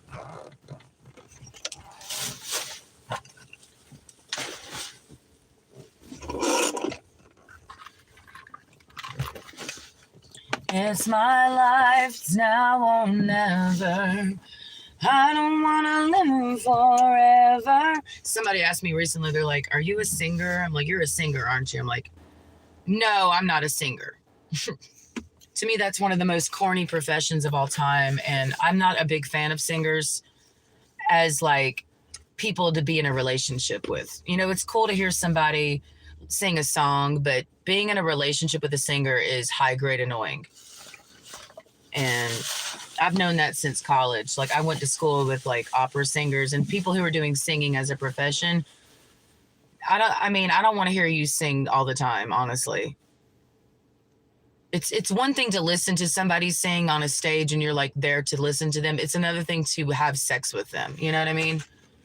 I'm sickened. I'm honestly sickened. I'm not into singers. My mom was a singer. I hated her.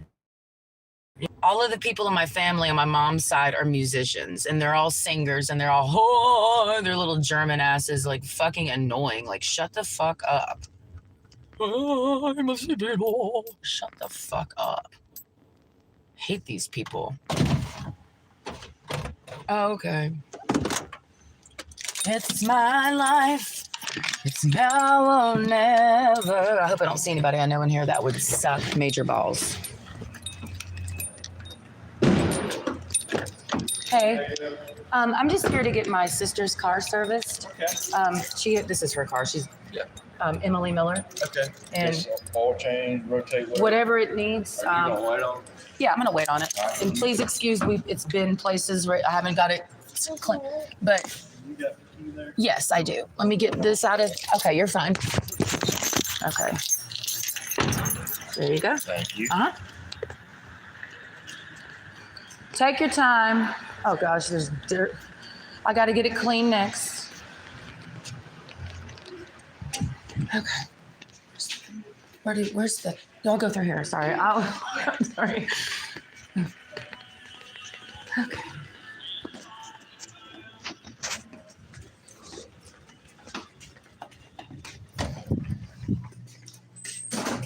I mean, this is ridiculous.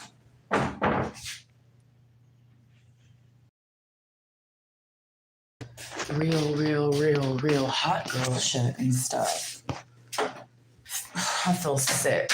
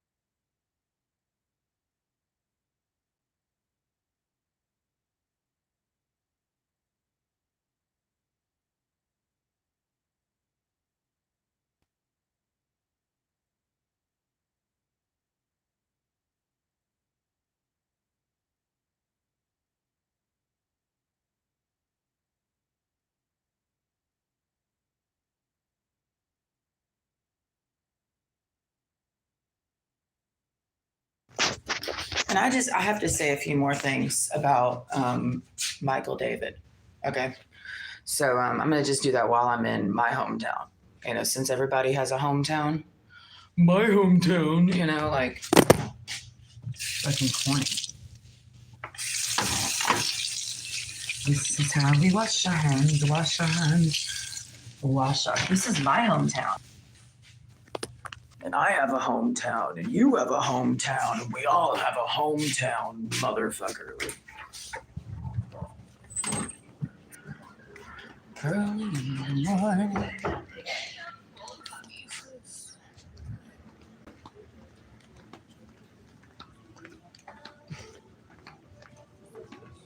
Oh my God.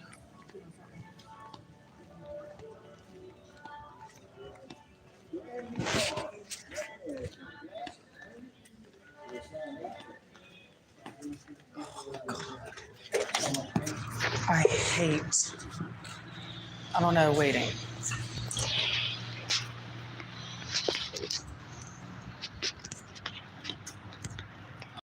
You get out of here.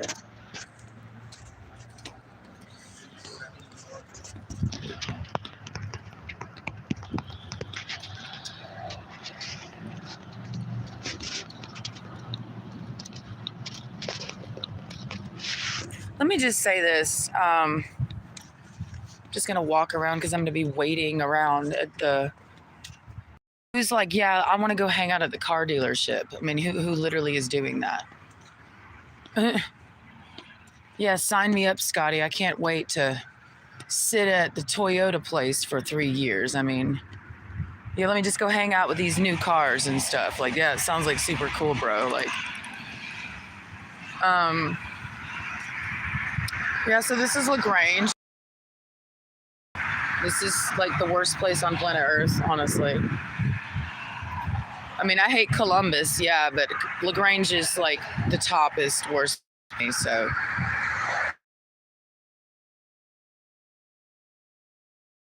Being here makes me feel ill. So I can't be here. And I mean that, like, my mom and dad, who also make me sick, or anybody, if somebody were to be like, I don't care if it's a stranger, like they'd be like, you want to go to LaGrange with me to go get something to eat? No, I don't. I don't come here. I do not come here for like willingly. Like, I literally feel sick just being right where I'm at. Like, I feel this feeling that I don't like feeling, and I want to get the fuck out of here as soon as possible. Like, I don't linger in LaGrange. I don't like this fucking place at all. It's something that's so evil, so horrible, so ancient. It's like primordial evil. Like, I'm not trying to change it. I'm not here to, like, you know, some people will stay where they're from and they'll try to like change it. Well, I'm going to just carve a path and I'm going to prove them wrong. I didn't have a prove them wrong mentality about LaGrange. You know, those people who do that. Let's see something.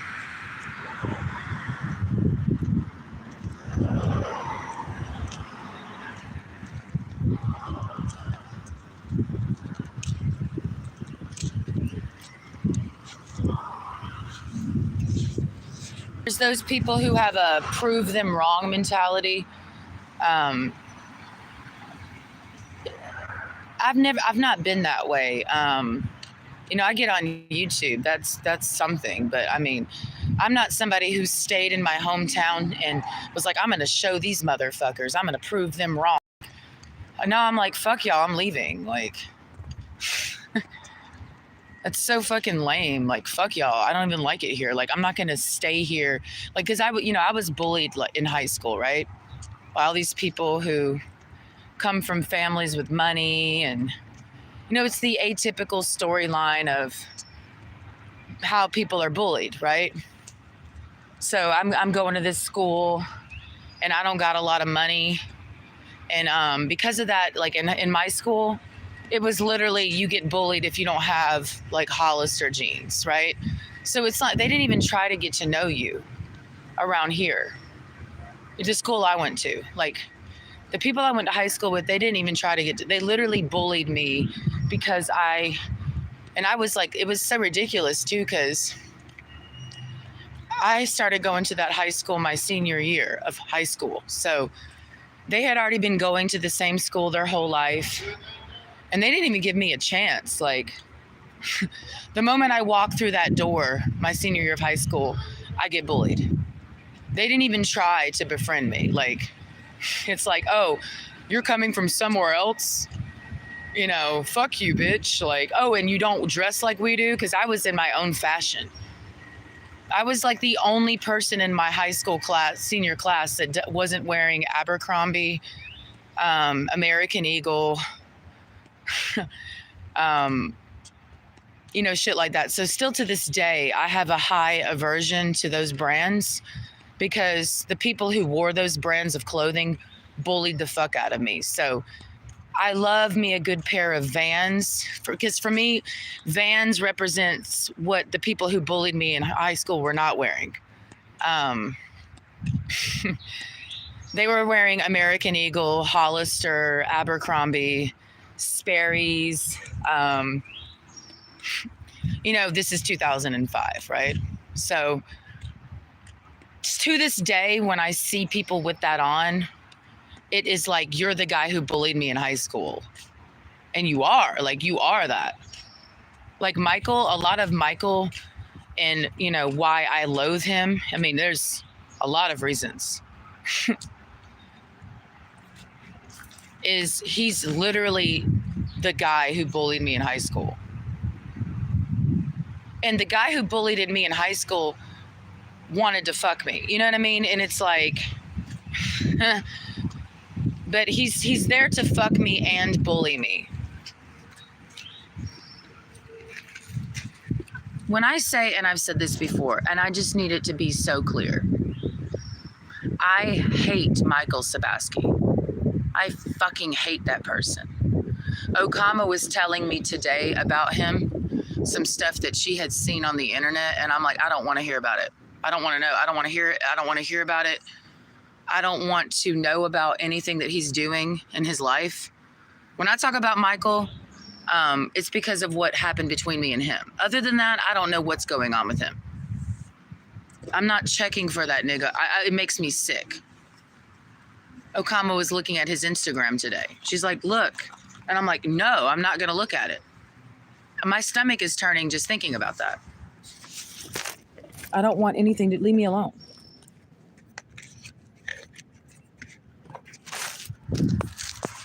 Literally, my stomach is turning. It's a fucking nightmare. It's a bad dream. It's sick. It's very sick, and it makes me sick. I'm not going to say hurting. I'm not hurting. He makes me sick.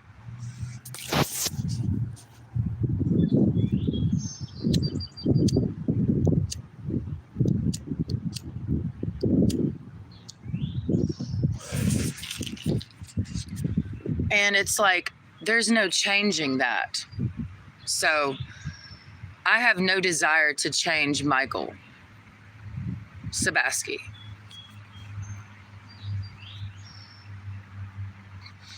Oh, he's nobody to you? Yeah, he's nobody to you. He's nobody to a lot of people because they don't even know him. So he's the guy with the guitar. That doesn't mean anything. Like, you don't know that person at all. So I just don't want to be involved. I want no involvement with that person and whatever the fucking shit they got going on with all of their people. I don't care if I don't need to be involved with that. Like,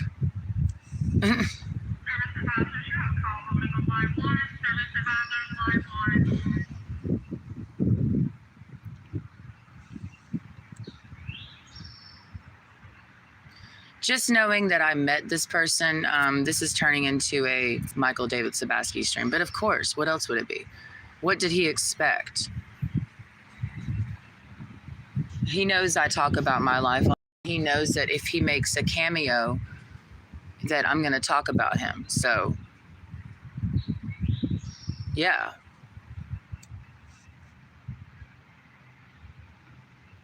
I'm the only person talking about Michael David Sabaski on the internet.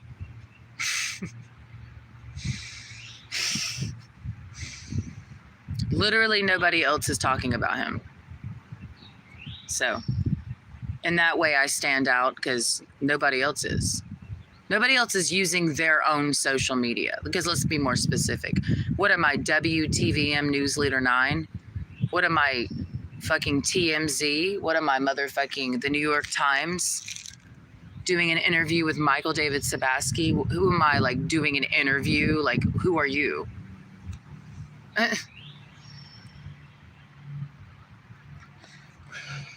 You know how degrading that is? Like, yeah, I'm talking because I'm by myself and it's something to do. But at the same time, I could just sit here and hate that motherfucker quietly.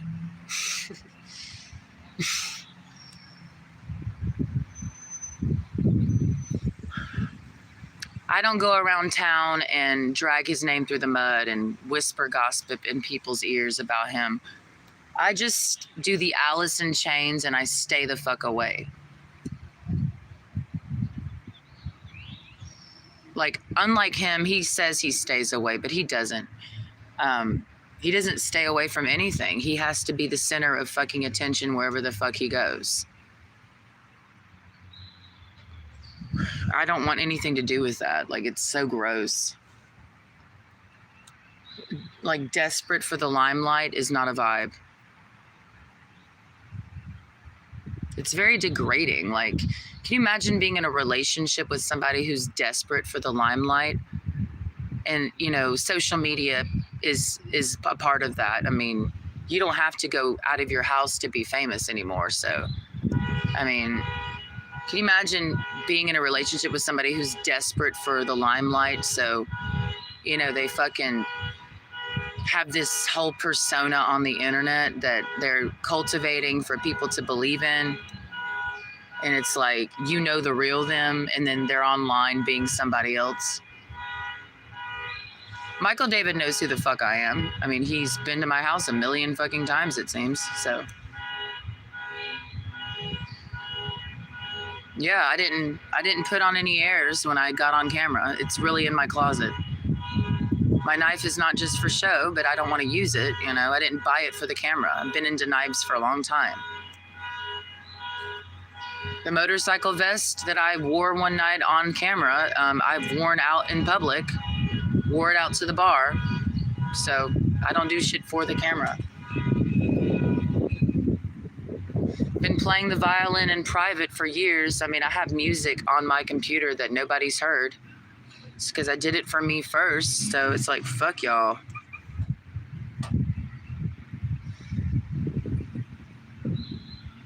And that's how you feel good about yourself, because it's like you did it for yourself. You didn't do it for somebody else. There's a dignity in that. There's just some dignity involved. And it's like, you know, when you're fucking somebody who has no dignity, it's like you start to feel like you don't have any either, because they'll do anything for fame. And it's like, wait a second. That's not me, bro. I'm like, I'm not going to change what I look like for the camera. Like, I'm not going to let a label tell me what to look like. I'm not going to change my physical appearance to sell a record, bro. Like, that's another reason why I turned down a lot of deals in the music industry, because literally they wanted me to change my fucking physical appearance, and I was unwilling to do it. So therefore I didn't work with them. There was this one time I was at Carl Thomas's house, the R&B singer. This is a true story. I was at his house, long story short, meeting with a producer just at the house, because that's how it works. Just be hanging out at people's houses, collaborating shit, making decisions, planning things for the future. And this local up and coming rapper / singer, I don't know what the fuck she was doing. She's just one of those industry hoes that knows people. So, You know, you can be a slut and fuck the right people, and now you got a record deal. Because it's one of the perks. Like they just make you into that person. Because it's like, well, it's like you don't have to have any talent to be famous. Just fuck the right people, and you too can get a record deal. I knew a lot of bitches back in the day who fucked for a record deal. And the bitch that I'm about to name is one of them, Hazel E, right? I was at Carl Thomas's house. This is 2011. Carl Thomas is an R&B singer. You can look him up on YouTube. I was at his house meeting with somebody else via somebody else. So it's like, you know, it's the web of people thing. I had never met Carl Thomas before, but this other dude wanted me to meet him because he heard my compositions, and he was like, I really think Carl Thomas would like working with you. Not because I'm going to be singing. No, I'm going to be helping produce. So I'm there, and then this female comes over that I had met a couple times because of the web of people. You meet a lot of people in the industry at like concerts, backstage, like at the studio, somebody's going to walk in and you don't really know who they are. This is 2011 too. So social media was still not that thing where it had launched people's careers. It was still kind of organic. So people were still having to get fame the old fashioned way, like do live shows and stuff. So this bitch walks in the house, and then come to find out she lives a couple doors down. So she's the neighbor, but she's actually somebody. She's Hazel E, baby. And she's somebody who used to live in LA and I think she was Chris Brown's publicist for a while. So she'd been in the industry from an A&R perspective, right? Been on the red carpet, been behind the scenes. So now she's in Houston trying to become an artist herself. And she had been, I think, signed to like affiliated with Slim Thug, Wisha House, whatever. So I had met her in the studio. It's this whole web of people because the story goes on, and then I have to tell the story of another story of another story. So she comes in because she knows I'm there, and she's like, oh, hey, Joy. I was there to talk to Carl Thomas, but she basically intercepted the past and made it all about her.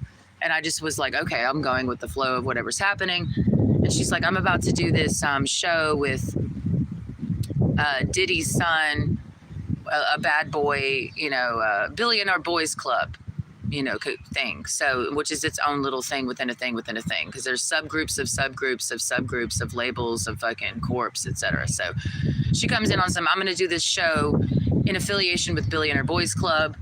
I would really like for you to perform with me and be my violinist, because at that time there was no hip hop violinist. So it was like I was cultivating a niche category, knowing that I was never going to be the main event, but I was in the industry in it because I was a rarity. Like at that time, there were no big time hip hop violinists.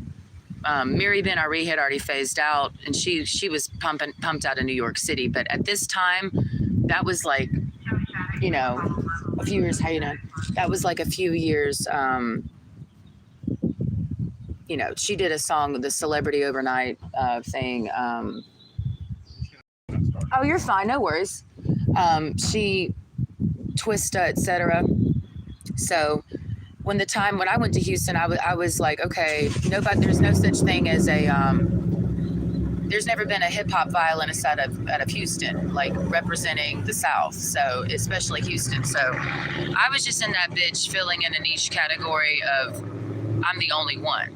And I was the only one. And I was the only one. I was the first one and the only one doing hip hop violin in Houston. I was the first. Then there were people who copied me after I had met all of the people, done my collaborations. Then people had an idea because they just saw me do it. So they're like, oh, I'll do that. So, and by the time they start popping on the scene, I had already left. So, and everybody that knew me back in Houston in those days knows I was the originator of hip hop violin in Houston because I was the first one. So Hazel E, this is at Carl Thomas's house. She's asking me to do the Billionaire. And I remember that day I was sitting on the couch and she's showing me all this shit. She's like, okay, the show's going to be at this time. And all I had to do was show up. She's like, we'll take care of your hair and makeup. All you got to do is perform with me. And, you know, she's telling me all this shit. I'm just a freelancer at this point. I can collaborate with anybody. I'm not signed to a label. So I had a lot of people like I was collaborating with in studios. I wasn't signed, so I was a free agent. And I wanted to stay that way because I'm like, I don't want to sign to one label and then be forced into a niche category and then be stuck. So I had basically my creative freedom. Because I'm just the violinist that niggas call and stuff. So she wanted me to do this show with her, and then she starts breaking down what's expected of me. And then I'm like, okay. I didn't like the idea of any of it, but I'm like, well, what could it hurt? It would give me exposure, because that's a lot of reason why you do collaborations. It's just another exposure. But I didn't like her.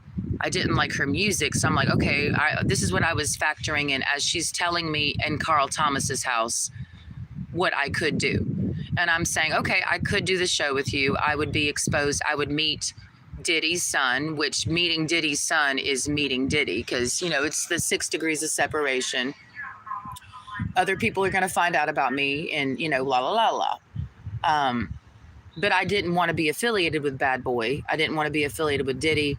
Like when I went into the industry in Houston, I knew who I was not going to fuck with. And I'm like, if it has Jay-Z behind it and there's doors behind doors behind doors, like if it's Def Jam affiliated, if it's fucking, I knew the labels I wanted nothing to do with. And I knew I wanted nothing to do with Jay-Z.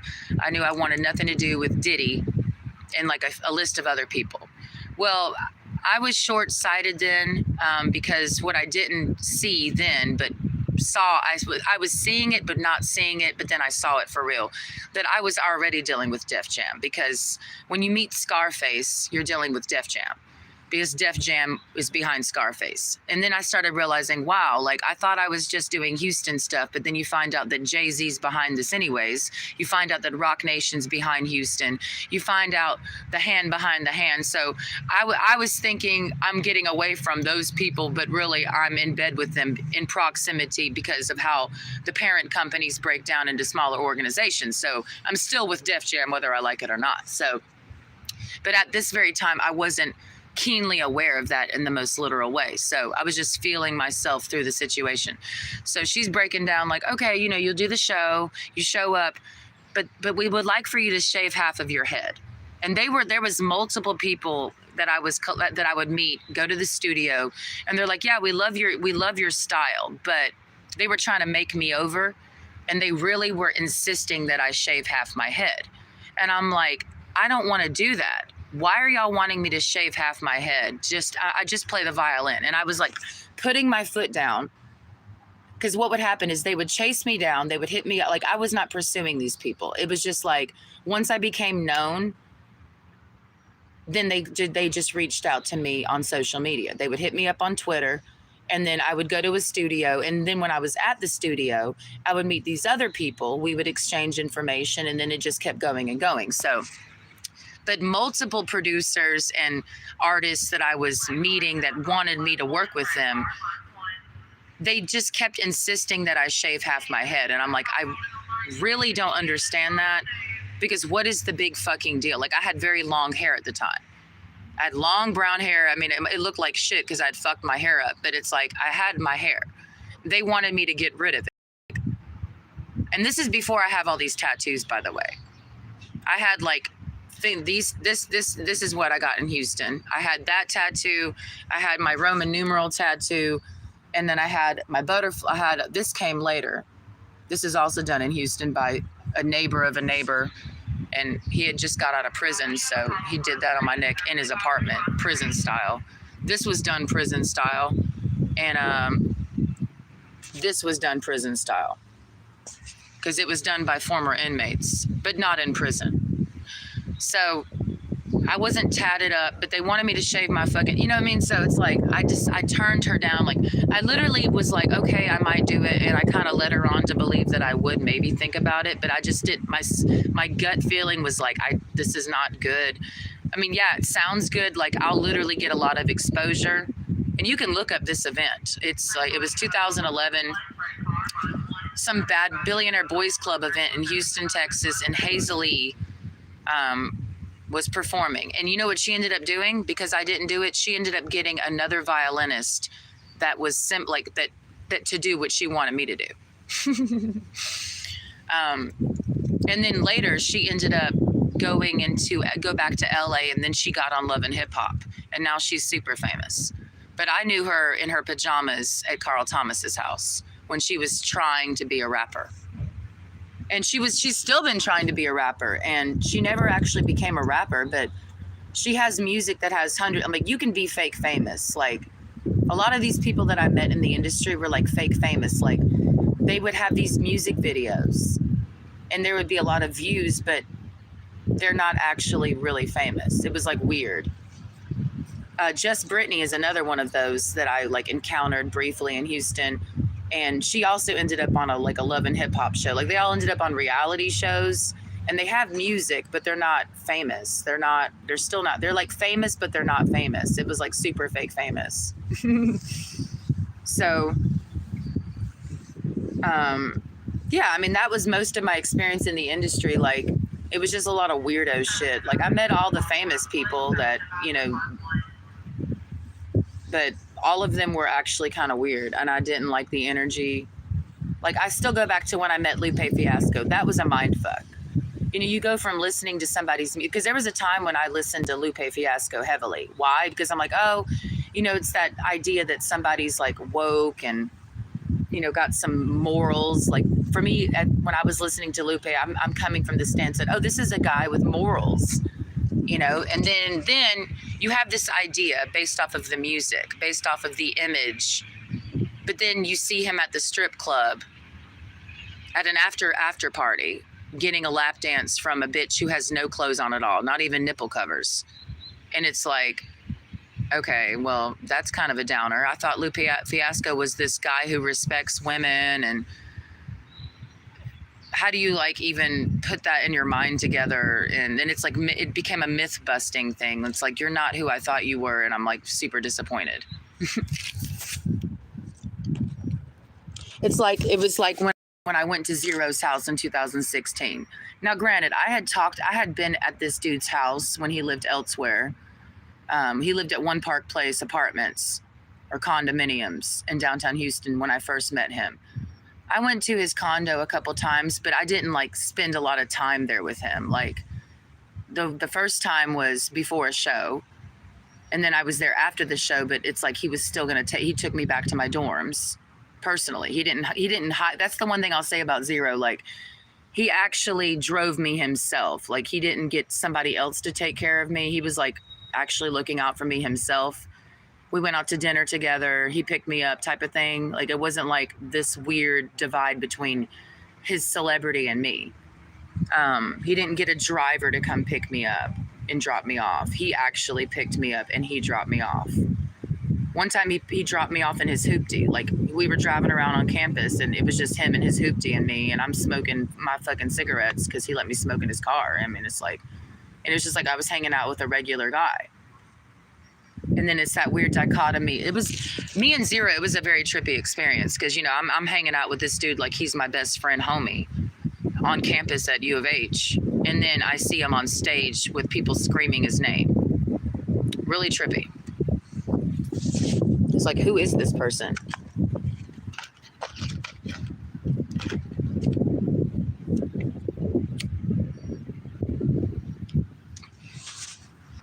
You know, it's like I know Zero on the couch at his house, you know, where he wants to be curled up on under the blankets, you know.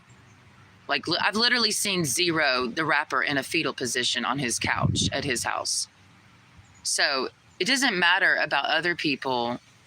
Like, how I see, like, the moment I know who you are, it doesn't matter about the fans. Like, I know the real you. So Zero, I feel it really clicked in his head that it's like, oh shit, he's been exposed because I saw the real him, not the rapper and the guy on the screen singing and rapping and seeming like a super thug. Like, no, the Zero I know likes to cuddle on the couch under his blankets in a fetal position watching white people movies. So it was a mind fuck. And once you see somebody, you can't unsee them. Like, I will never see Zero ever. Like, I will never be able to watch a music video of Zero and be like, oh yeah, that's Zero.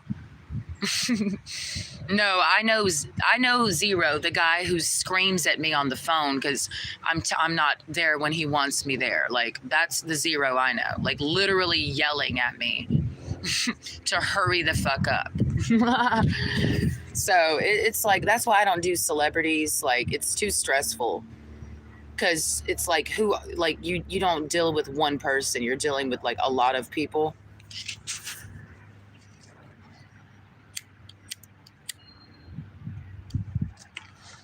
So I said as an example because I don't be thinking about Zero ever unless it's an example for somebody else.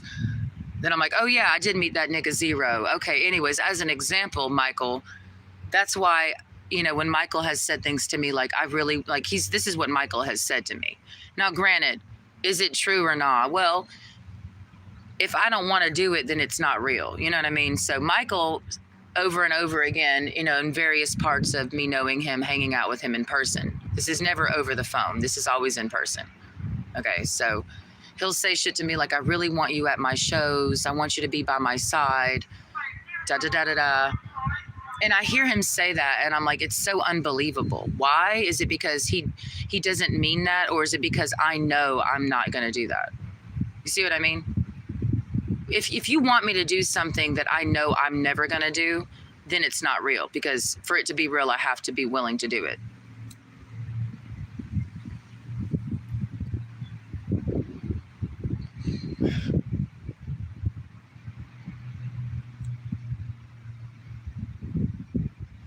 Like, do I really want to have sex with Michael? I don't know. I mean, I'm sober as fuck right now. I drank something, or I sipped on something last night that was 70% alcohol, and you couldn't taste the alcohol. So, and I sipped very slowly, and I then went fully to sleep. But, you know, if alcohol was not involved, would I really want to have sex with Michael? I fucked him sober many times. So yeah, I mean, like, what are you talking about? I've had sober sex with Michael a lot. So the alcohol is not inducing me to have sex with Michael Sabaski. No.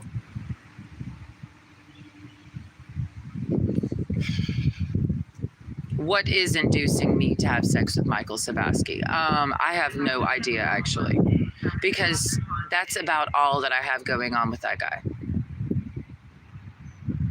I don't want, because it's not because I'm not invited to be in his world, because I just don't want to be. Because that's why I don't care if he wants to hang out with me or if he doesn't. That's what he doesn't understand. I don't care if he wants to or doesn't want to hang out with me. I literally don't want to be I don't want anything to do with his world. What is his world? I don't care. I don't want anything to do with it. I already know this. So we'll never hang out because I don't want anything to do with his world. So our time together is literally limited to him being at my house, sticking his dick in me and leaving. Because I want nothing to do with anything that he does daily on the regular. I'm not a part of that. I don't want to be a part of it. And I can honestly say I have no idea what that nigga be living. Has nothing to do with me.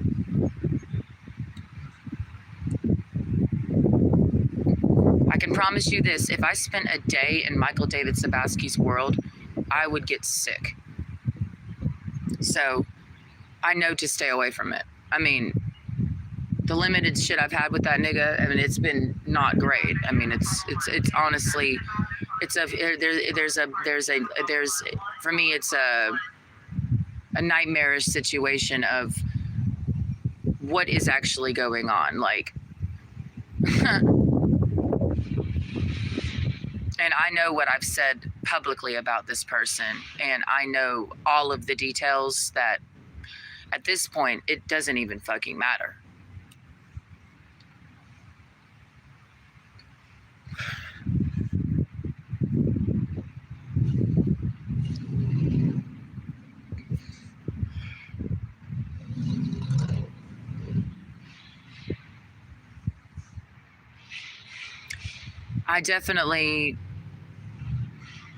I'm not the girl at Wild Wings Cafe. I'm not the girl at, it makes me sick to even think that I could be that person, or that somebody would want me to be that person, or think I would be that person. Like, I'm not the girl that's going to your show jumping for joy when you play your guitar.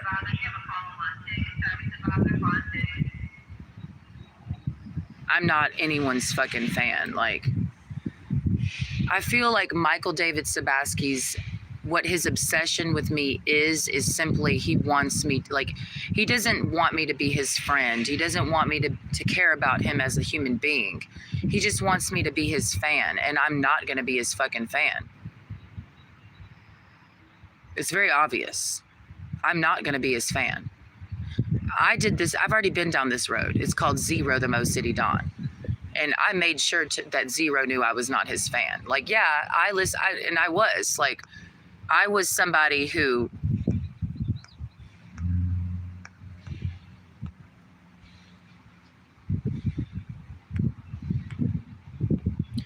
I'm not doing Zero, the Mo City Don again.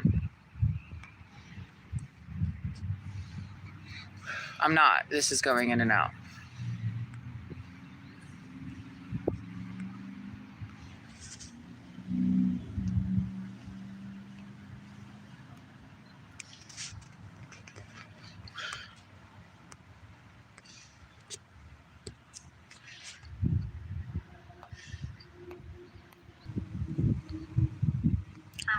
I don't know what the fuck is going on with this shit.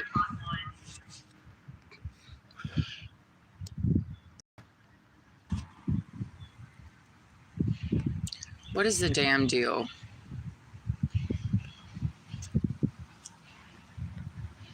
I don't know what's going on with this internet. I feel targeted. I do, because, and this goes into my sister, Emily, like my sister knows of my relationship with a famous person. I never want to go down that road again. Like, part of the reason why my ex, and this gets into how shit plays on your psyche, a part of the reason why my ex Floki was so appealing to me when he was, is because I was getting out of a 6-year thing with Zero. My ex didn't even know about that shit because he saw me on a beach in Texas. What he didn't know is, what he didn't know in that time frame when I met my ex, when I first met him in April of 2016. I was still dealing with Zero. I had been dealing with Zero since 2011. Okay? On one hand, I can say that Zero was the longest relationship I've ever had. It's just the type of relationship that we had. It's very unconventional. It's almost to the point where you can't even pinpoint if it is a relationship. So, but in terms of dealing with one person for a long period of time that's a male, Zero is the longest lasting relationship I've ever had. Now, I don't have a relationship with that nigga anymore on any level, like, but Zero was the longest thing with a guy that I've ever had. Can you imagine? Isn't that sick? I don't like saying it loud because it's like, what the fuck?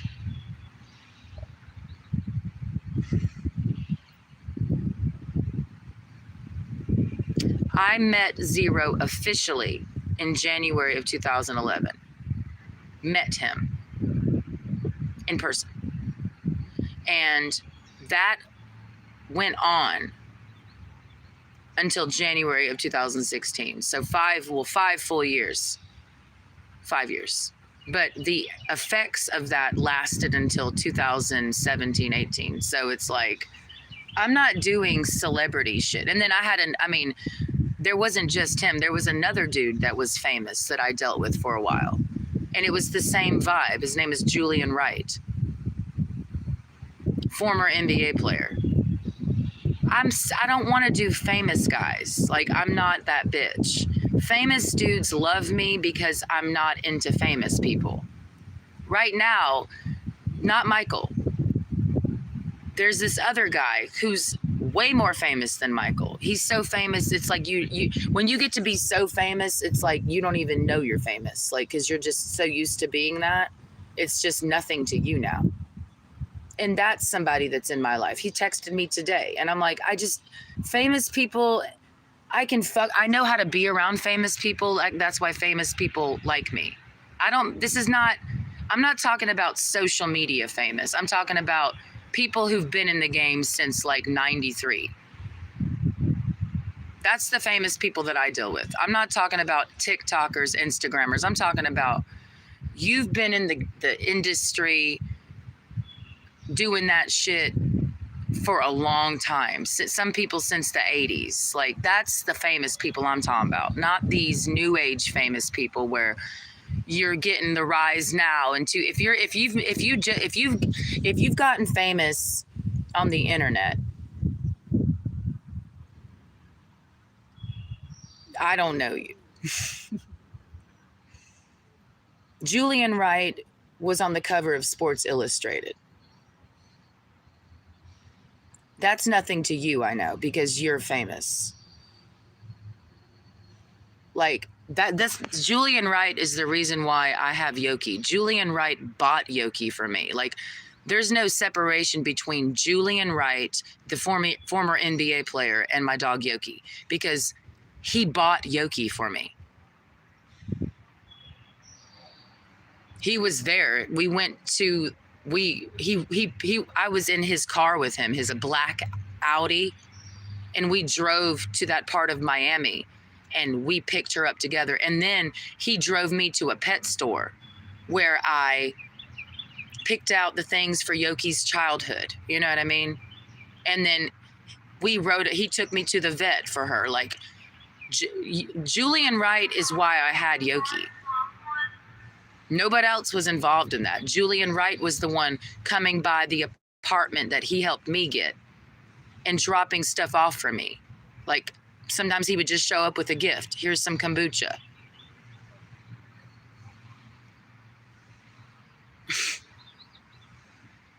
Yeah, I don't act like I did all that on my own. There's a person behind all of that. Julian Wright.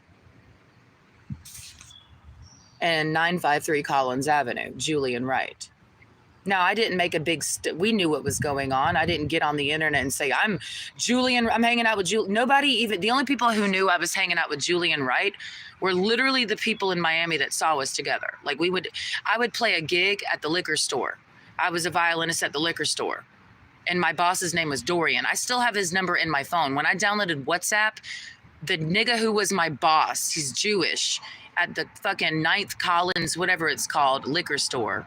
It's still there. He's probably still the owner. They had me in there doing violin, bringing in customers, and people would pull out their phones and like just take videos of me.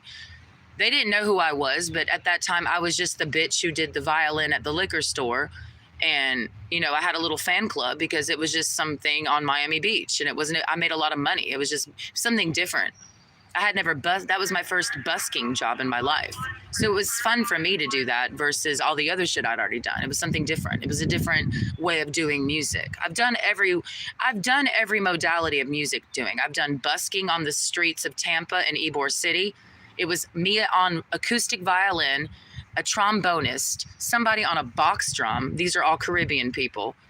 I've done that. I've played on stage with Trey the Truth. I've been in fucking New York City in a little fucking underground club playing with a guitarist where it's folk music. I've done every genre of music. I played at this gig because of the liquor store gig. It was me and this DJ. I had an electric violin plugged in. He was we were making music up on the spot. He was live making beats while I would just play violin on top of it. So it was like literal making music in real time. I wasn't in the liquor store doing covers. Every now and again, I'd say, drop a track because the customer wants to hear me like play over some Slim Thug or some popular music. But most of my gig in Miami he was an EDM guy. He would be live music, like for real EDM. Like, you're making the beat live. That's real creation in real time. And we're pumping that out in Miami. And everyone was like, what the fuck? So there was this thing in Miami. This is like way before these fake woke people came in and started their little communes. This is like 2013 Miami Beach, before the New Earth people came in. So I was before them, because there is a New Earth gang that's formed in Miami Beach, and they were not there when I was there. We were the originators of that shit. So there was this event that it was a who's who, and those who know, at this place somewhere in Miami. I didn't know where. I was driven there, so I wasn't having to think about where it was because I had a driver. I did not drive in Miami Beach. I either took a taxi, I walked, or Julian drove me in his Audi. Okay? I have to say what kind of car it was because that's what he drove. And we showed up at this event. I was high as fuck. All I knew is I was going to be there doing what we did at the liquor store there. There was no plan. It was just a bunch of fucking hippies tripping on something at this really nice venue. It wasn't like a bunch of raggedy hippies. It was like the we got money hippies, and we here to throw down and shit, like for real, like real tripping shit. In this public venue, it wasn't cut off in the woods somewhere. It was a fucking real venue, a gathering of people who were into some other shit, and they just trance out on these certain days of the month. And it was a huge gathering of them, and it was his turn, and people were performing their music. It was our turn, so he plugged his DJ equipment in, and I get up there with my violin. We have no idea what we're gonna do. We're just making it up as we go along. I gotta stand, and then I'm tranced the fuck out. Like I felt sick. I'm like, I didn't even want to be there, but I'm like, okay, let's do it. We make up some music on the fucking spot. And then we got a standing ovation. And one of the people was like, encore. I'm like, an encore? We just made this up. We don't even know what this is. An encore? There is no encore. We don't even know what we just made. So that's what I did down there. I mean, your car is not that loud, by the way.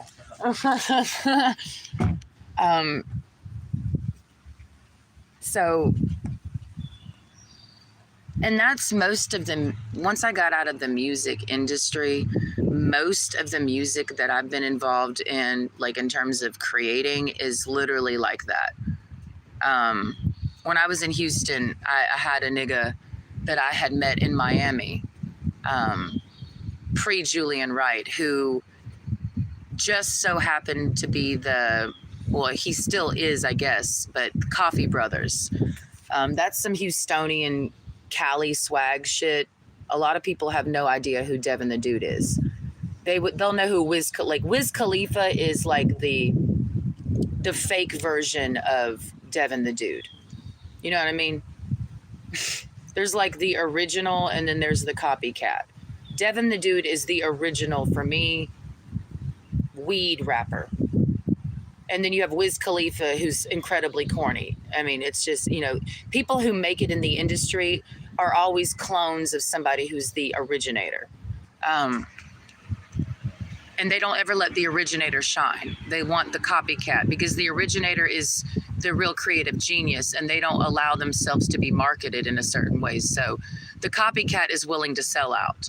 The originator is so highly tuned to their origins and their creation that they cannot be shaped by a label.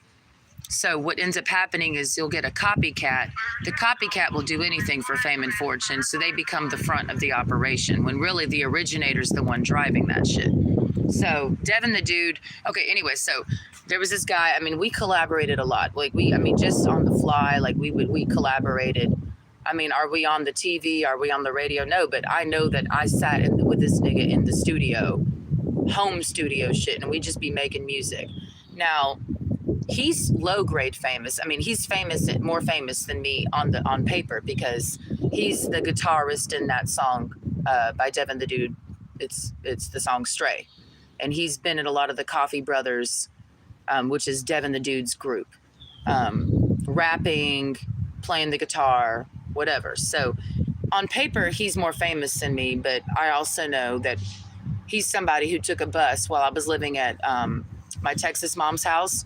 One day, Casey, his name is Casey Kimball, he took a bus, because he didn't have a car at the time. He took a bus just to come play the guitar with me, because he loved And I never understood why. I'm like, you're somebody who's like this, you have a career like as a guitarist with the Coffee Brothers in the studio. Like he literally at one point lived in the studio. Like literally lived in the studio. So he was doing music that hardcore that he just lived there in a studio in downtown Houston. And I visited him there one day. Like he came to the house I was at. Then one day I drove to him and I gave him a necklace that I made out of, it was animal bone. And I gave him that as a gift, as my token of like, I appreciate you. So, but nobody knows that me and him were kicking it and collaborating. I mean, but that was the point of it. Like we did it out of the organic nature of vibing. It wasn't for money. It wasn't for fucking fame. So I appreciate that shit. That's what I really enjoy doing was those collaborations that were not for the fame and it wasn't for the camera. It was just us just for real vibing this shit out. And then that's where the beautiful music is made because it's pure. And I've learned that I've seen it. I've been around everything that involves we're going to do this. Like what can we do to get some views? What can we do to get some clicks? What can we do to get some money from this? So if you're making music with that in mind, you're going to end up diluting it because you're trying to make money off of it. So it's not like your music. It's something else. You're trying to appeal to somebody else's ears. You're not really expressing the true organic nature of the music itself. So that's why I don't like that shit. And that's why all that music sounds the same. It all has that certain feeling to it. The music that we call popular, anything that's on the radio, it is interchangeable like with anything else on the radio because it's literally made for money. And I don't like that shit. So it's like I have an identity crisis anytime I have sex with Michael because it's literally me breaking. It really does fuck with me. It's like I'm breaking up with myself because Michael represents and is everything that I say I hate and don't want to be on many levels. It's really deep for me. So it's like I'm fucking my own enemy. And I'm not trying to make peace with that shit. No. And who knows why because this gets into like, well, when we get into the conversation of consensual sex, well, it's like, okay, yeah, I consent, but why are you wanting to fuck me? I know why I spread my legs for you, but why are you wanting to fuck me? Like, I can talk about why I've spread after many weeks and months. Like, I know why I've spread my legs for him. It's not like it's been one time.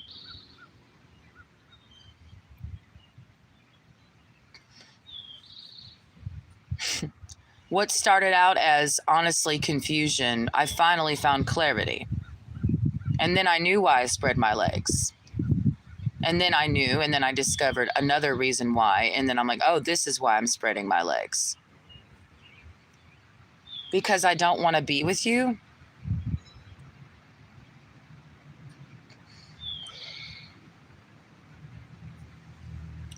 This is what's fucked up. And that's what I realized the last time I saw this person. Of course, in a sexual way. If you were not Michael David Sabaski, I'd think you were really hot. But this Michael David Sabaski shit is really a turnoff. And that was really weird because it's all of that in one person. Like, you're literally all of this in one person. So it's like I have to dissect you to literally be willing to have sex with you. I have to like put aside aspects of you that I hate just to open my legs, to find you stomachable, because ultimately if I take in you as a whole person and everything that you do, I would never fuck you. But if I move all of that other shit out of my mind and focus on this one thing about you, then I find you worth fucking. And I've only wanted Michael to know that. Like, I've wanted him to know for sure why I spread my legs for him, because in his mind, it's like, you hate me. Yes, I do hate most everything about you. 99.9% of Michael David Sabowski is like the antithesis of what I'm into. Because, you know, I hate what I'm not. Like, there's morality involved here. You are what you do. So if you're doing shit that goes against my moral code, then I have to hate that about you. So that means I hate you because that's what you do.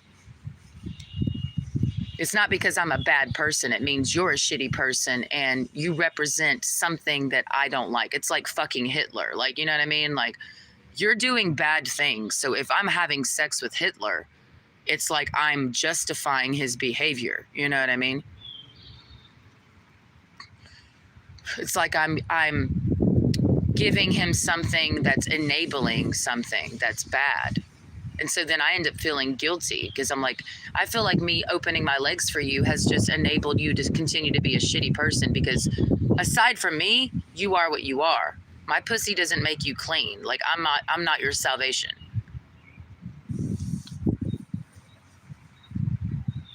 I don't fuck anybody to get cleaner. It's just sex. You can't use somebody to wash yourself of sins. Like, well, you're a good person, so when I fuck you, that makes me a good person too. No, it does not. Just like it doesn't make me a bad person because I spread my legs for you and you're over there doing fucked up shit. I'm not the one doing the fucked up shit. So why would what are we talking about here? Am I participating? Like, I don't live with Michael. I don't do things with Michael. The only thing I do with Michael and have done with Michael is open my legs. So everything else that nigga does, I have nothing to do with. I don't support anything he does.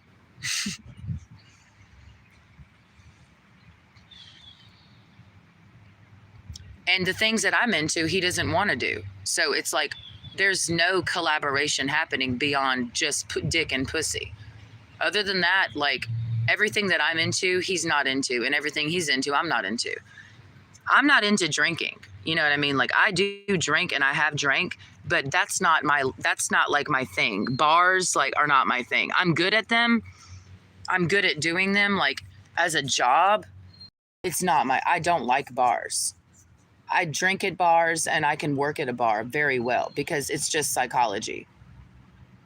But I don't go in there because I'm like, I love alcohol and alcohol loves me. And I like when people drink. Like, no, I know I'm feeding poison. It's no different than being a drug dealer. When I was working at Scruffy's, I knew I was a drug dealer. And I was very leery. Like, one time I told some dude that he needed a drink, and I told him, I said, I don't usually encourage somebody to buy a drink at Scruffy's because I know I'm feeding you poison. However, you're so fucked off and so stressed, the only thing that you could do is have an old fashioned. And I told him, have one. I prescribed him one old fashioned. And then I said, after that, sip on it, sip it real fucking slow, and then drink. Or no, I said drink. I said get some. No, I didn't get him an old fashioned. I prescribed him bourbon, and he didn't want an old fashioned. He didn't want anything sweet. So I'm like, get a motherfucking Maker's Mark on the rocks, and then drink a large glass of water and don't have any more alcohol, just to take the edge off. But I had to be sure to tell that guy, I'm like, I'm not into telling people to drink alcohol, and I work here. That's what's so crazy. So, you know, it's a moral like working at Scruffy's was a moral dilemma for me. You know, but I'm like, well, you know, I drink, so whoop-de-fucking-do. What am I to be a fucking hypocrite? It's just like me smoking cigarettes. I smoke cigarettes, but I mean, I don't encourage other people to do it.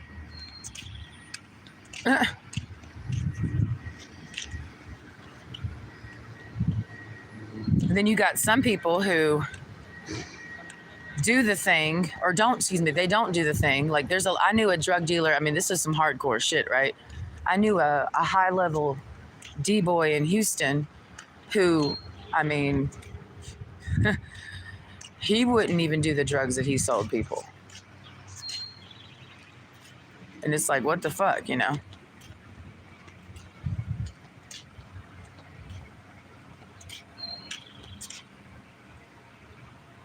That's not the car. Is that the car?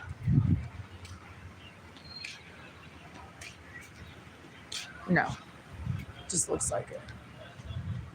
So,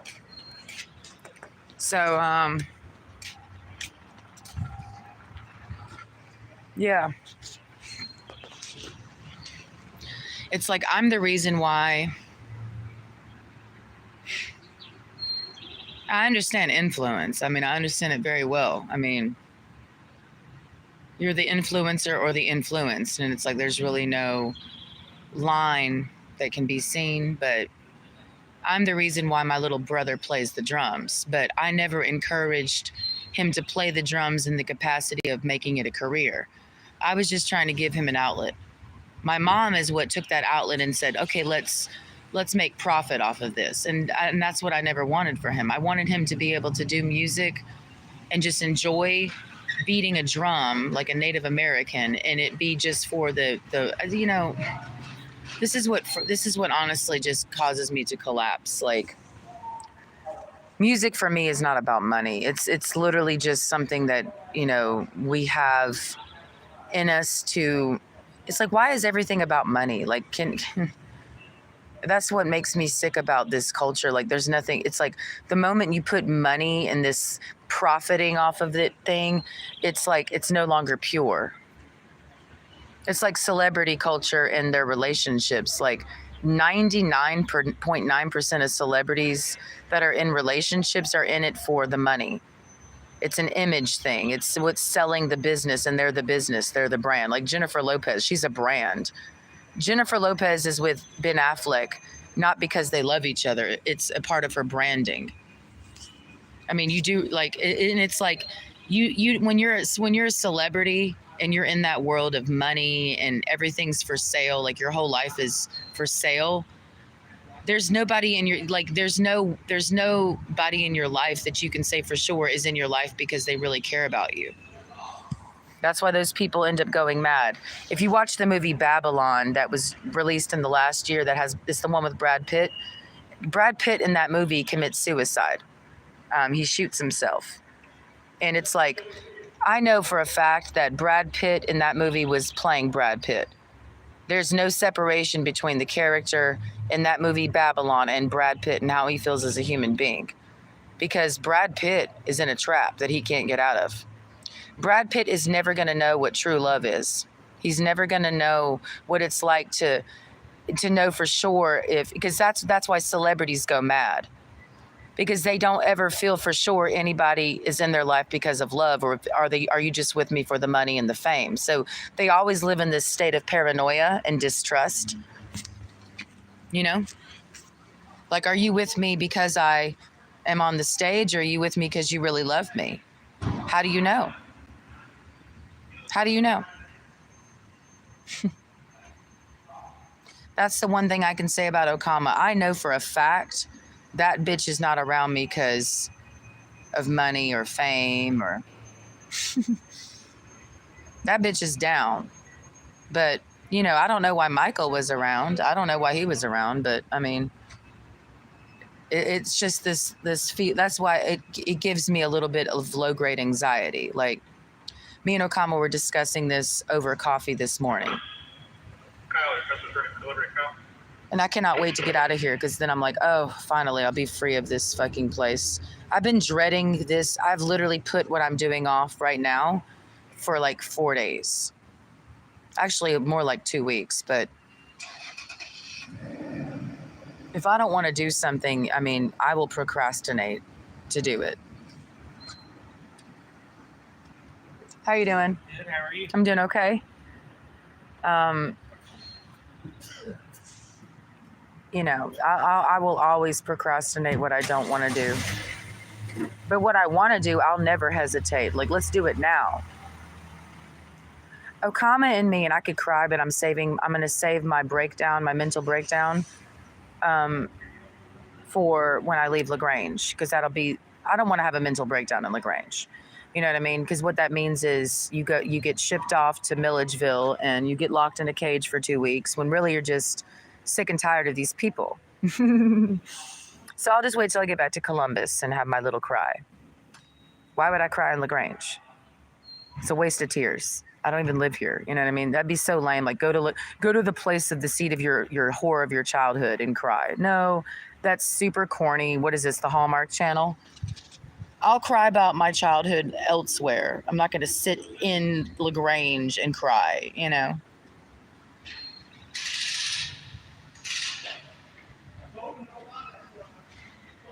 Michael Sabaski just needs to go away. You know what I mean? Leave me out of it. Just leave me out of it. I want nothing to do with your famous stuff. Okay? That's all I care about. Leave me out of your little famous thing. Leave me out of it. It's a contagion. I know it's a contagion when my best friend over morning coffee on her own. It's not even me telling her. I don't want to know about it. I have said that. I mean, like, I don't want to know about his fame thing. I don't want to hear about it. He had to tell me recently that, oh, I'm about to sign to a label. I literally about put my hands over my ears. I don't give a fuck. I don't want to know that you're getting famous. I don't want to know anything about it.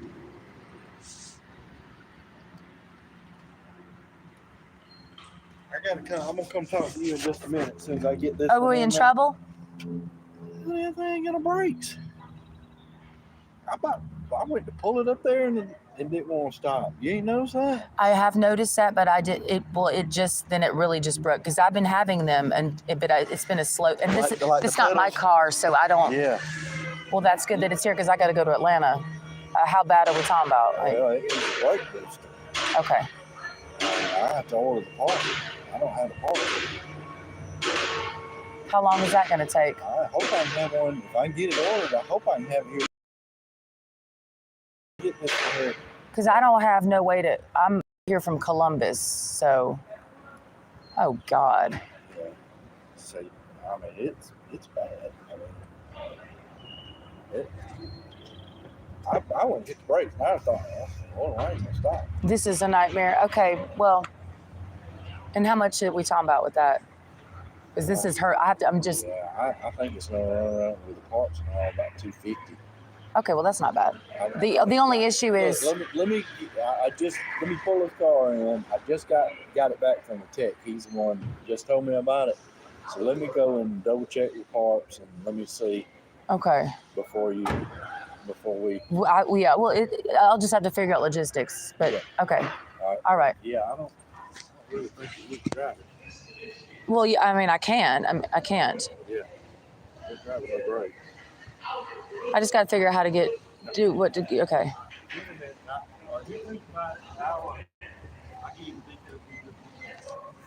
I'm now stranded here. What the fuck? Oh, God. Oh, God.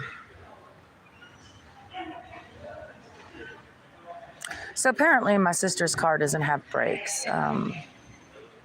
And I drove here from Columbus.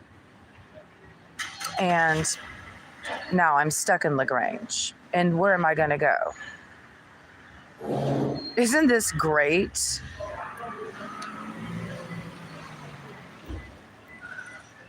And he said there's no brakes, but I'm like, well, I've been stopping, sees that shit for me. Seems like I've literally been stopping. I've done a live stream for the last 2 hours where I'm driving and stopping.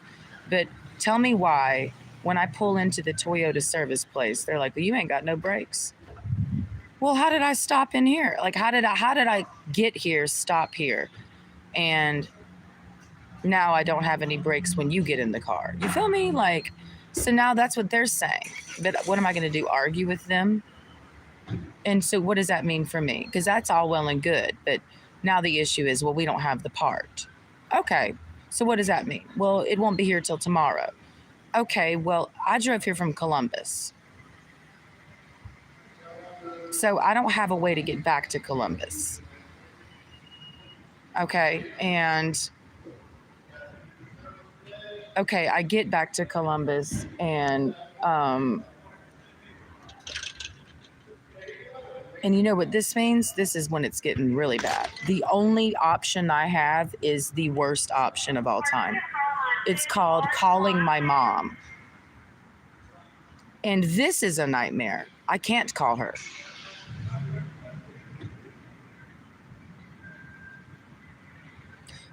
This is a nightmare. I can't call my mom. I literally cannot call my mom. I will sleep in the woods and wait on this car for the morning before I call my mother.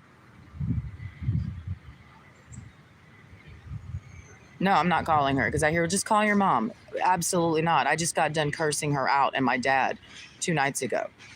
I'm not calling them. So, isn't this great? What a great, God is really doing a number in my life where it's called just really drive me crazy, God, because, that's what you're doing. I guess I'll have to walk back to Columbus and then I'll walk back tomorrow.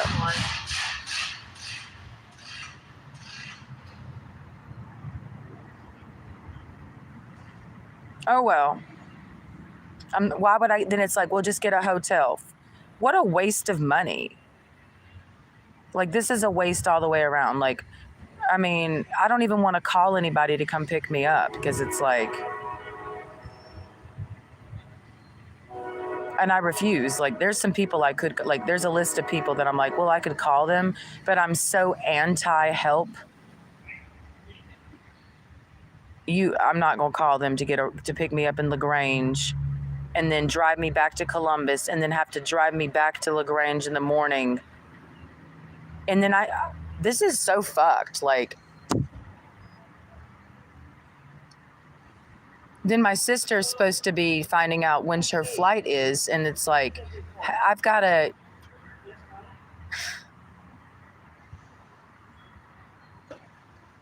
go to Atlanta. Like,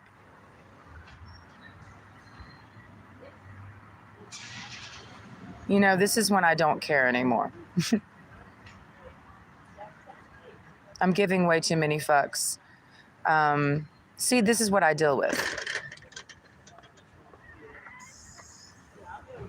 You do the best that you can in life, and then these situations just happen, and I'm very stubborn. I will tough it out. I'll tough it out before I fucking ask for help.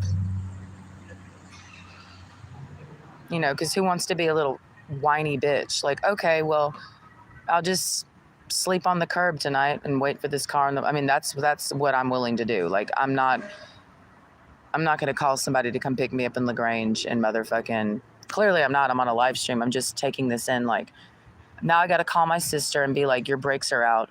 I won't know about when it's going to be ready until tomorrow. So that means that she's got to wait to book a flight to Atlanta. And I'm supposed to be the one picking her up, but there's no brakes apparently. It's crazy. It's crazy how suddenly there's no brakes. Like, I literally got here with brakes. I had to brake, but now there's no brakes. So, and there's no part. So, now I'm stranded in LaGrange with no car. And I haven't I'm just going to sit here.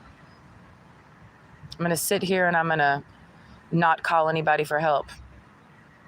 And I'm documenting this so everybody knows it happened. It's real. It's true.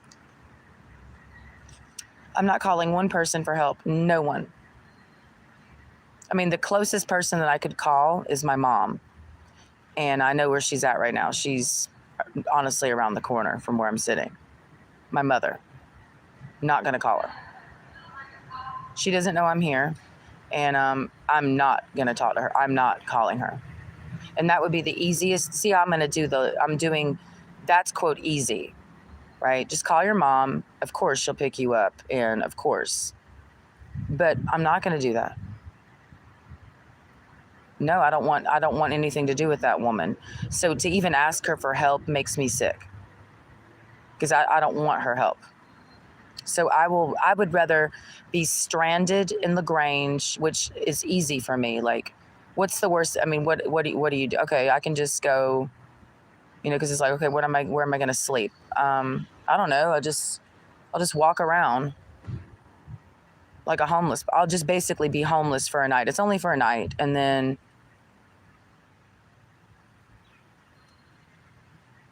because then, like, what am I going to do? Pay for a hotel?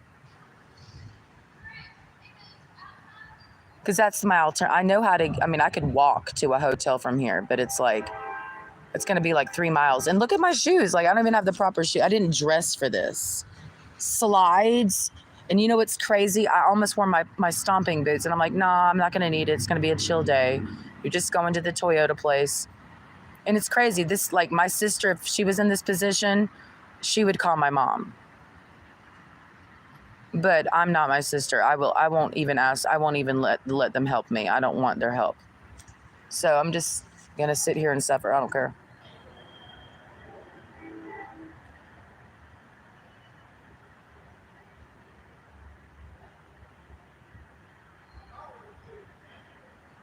I'm using this to fuel, I just need these things to happen to me so it makes me more of a badass.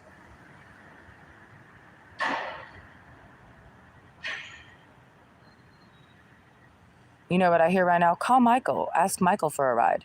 Fuck no. No. Yep. All right.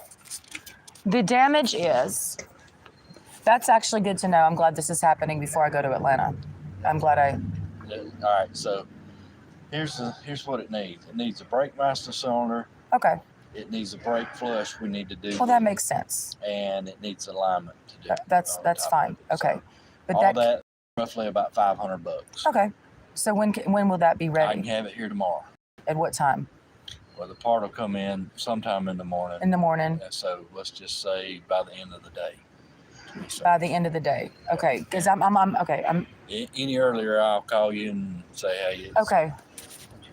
I've just been a mess. That's what you're seeing. Just a mess. The person that this car belongs to is coming back from deployment. So this is all me picking her up in the airport. So I need to give you my updated number so you can, let's see.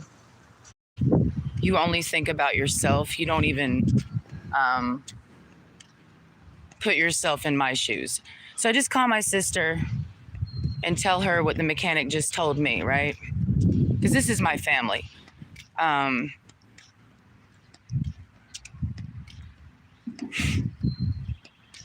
This is why I said I was willing to walk to Florida, because it's like, they're just fucking shitty people. Like they don't give a fuck. They don't ever my sister doesn't have the ability to put herself in anyone else's shoes. She can throw money at something, but it's like to really like understand someone else's position, she cannot do. So she's over there in wherever, waiting to find out when she's going to fly out. I tell her, okay, this is the situation. Your car will not be ready until tomorrow.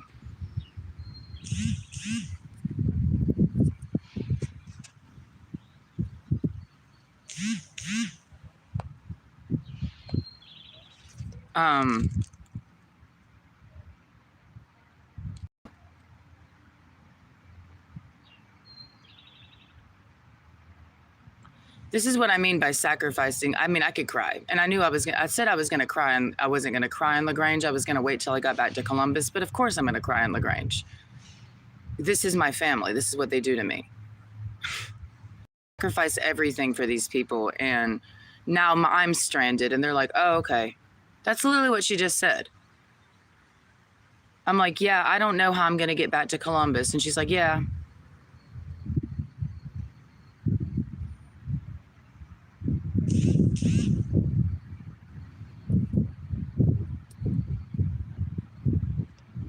I hate this bitch. I gotta get away from this bitch. Now she's texting me saying, are you mad that I'm asking mom to pick me up? Who's gonna pick me up? This bitch is nuts. Like, I literally called her and I said, okay, your car is not, that I drove down here, is not going to be ready until tomorrow. And she's like, oh, okay, well, and I said, yeah, the only problem, and it's like, when I have to state the obvious to somebody, you know how degrading that is? I will literally walk back to Columbus. I will. I will. Because that's what it's looking like. You know, I was, you know, drinking my liquor the other night and was saying out of my mouth that I would walk to Florida. Well, I guess we can start putting that to the test now, because I guess I'm going to walk back to Columbus. Because why should I have to state the fucking obvious to you? Like, this is why my sister's a fucking cunt. Like, you're a horrible human being. Like, you don't even have the capacity to see what I'm going through for you. I drove down here in your vehicle. No shit. I had to drive it. It didn't have any brakes in the car. Literally, the nigga said, you know, the car doesn't have any brakes. I didn't know that, because it's been braking pretty fine for me, but now it doesn't have brakes. So it doesn't have brakes, and now I'm stuck here. So I call my sister and I say, okay, your car won't be ready until tomorrow, which obviously prevents me from being able to go to Atlanta to pick you up.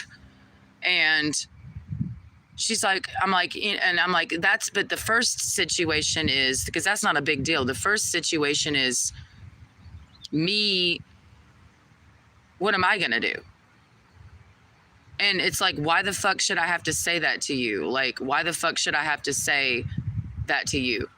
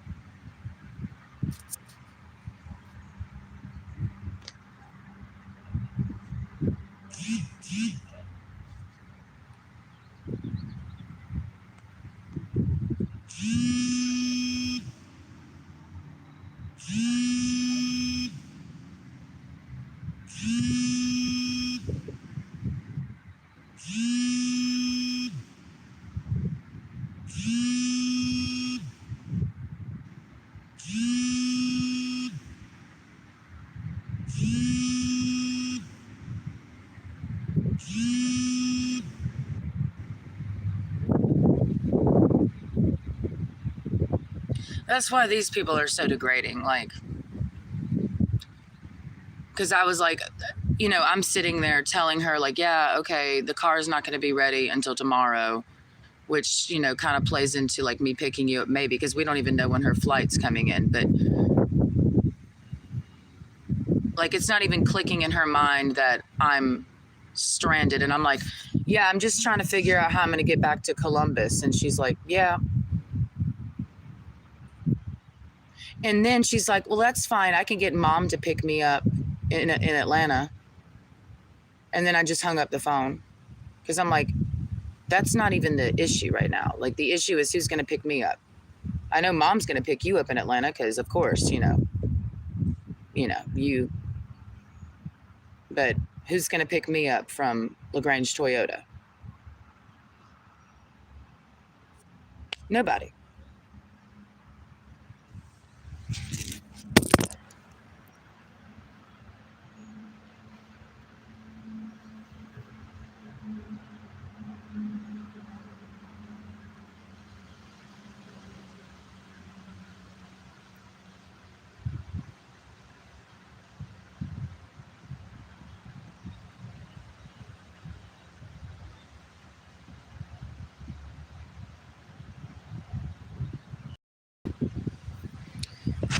Well, it's not a big deal. It's only one night, and it'll make me a better person, I guess.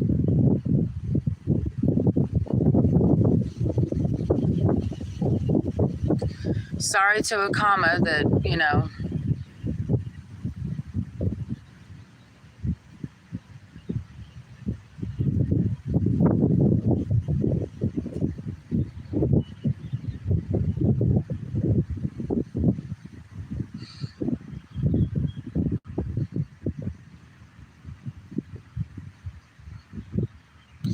Sorry to Okama that I can't get to the laundry.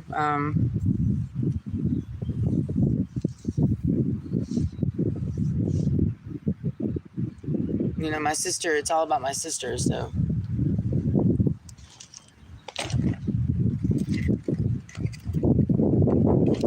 You know, God forbid I live a life that, you know, I'm not going to ask for help from anybody. I'm not. I'll just sit here. I'm not going to eat any fucking food. I'm just going to sit here and just fucking suck it up. Because that's what my family always does to me. I'll just suck it up. Because I'm not a fucking pussy like they are. So this is just another example of that. Because the first thing my sister would do is call my mom that she just uses, but she hates. I refuse to even. If I hate you, I don't even want to use you. Like, I'm not even going to call you. So, I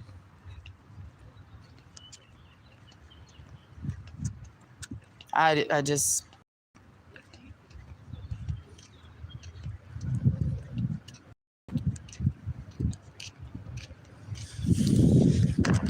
I don't know, call me stubborn, but I mean, I would rather suffer than see my mom. Because what's worse? Figuring it out in the woods for a night or seeing my mom? Seeing my mom. It wasn't that minute, don't wait out over there. Going just went on out.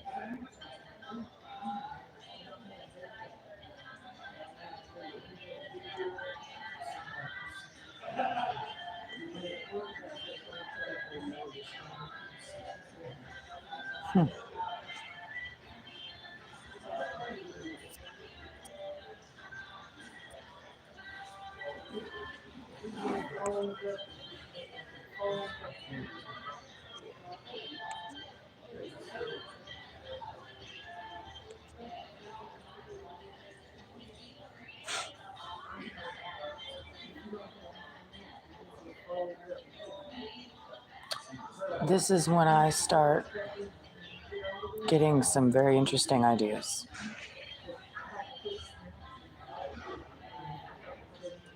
Oh, yeah. That just starts turning into this. Like, I'm just getting some real interesting ideas.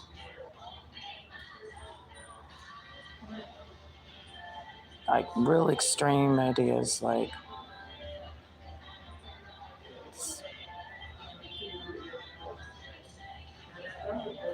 it's really giving deuces. It's really giving deuces. Like, it's given, well, I might just walk away and be just never to be seen again.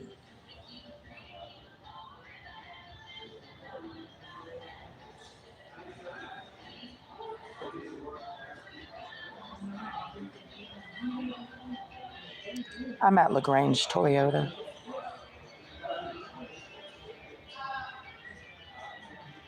Guess I'll be sleeping here overnight.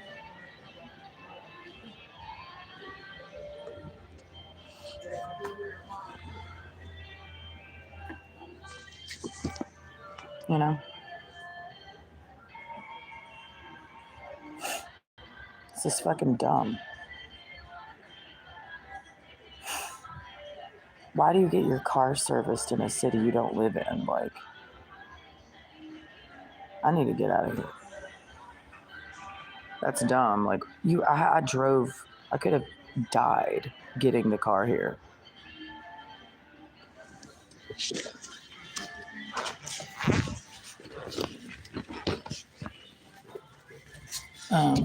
This is why this is not good.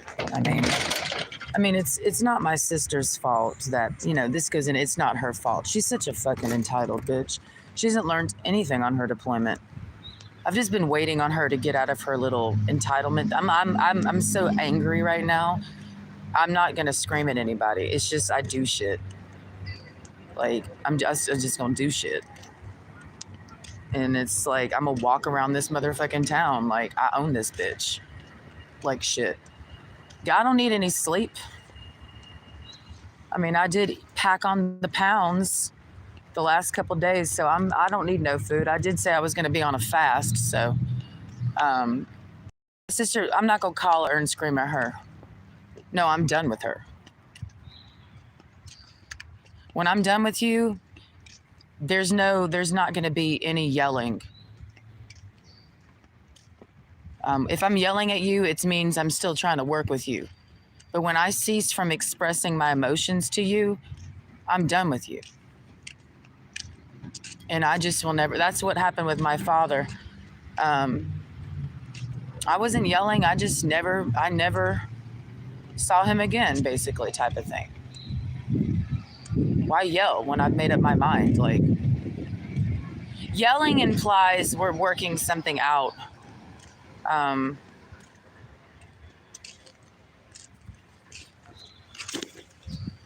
My sister's just a fucking narcissist. It's just everything's just always about her. Like, even now, this is all about her. Like, are you mad at me? I hung up the phone. She's like, are you just mad that, like, I never get what I need from anybody. They're so selfish. Like, any need that I have, they make about themselves. Like I don't have any needs. I don't have any needs that need to be met, because it's always about them, always about them, always about them. And people like that become harder and harder for me to, like, I'm okay with giving to somebody, but it's like, you give me nothing. Like, you give me nothing.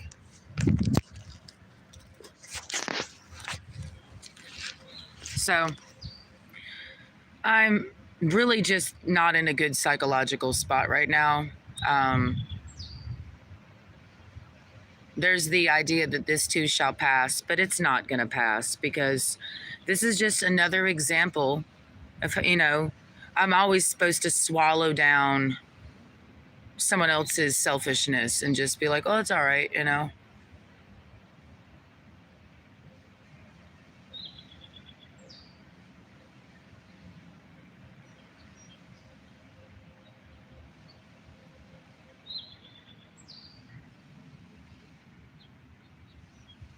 I mean, I'm stranded in LaGrange. How can you be stranded in LaGrange? How fucking dumb is this? Like, I'm stranded in LaGrange.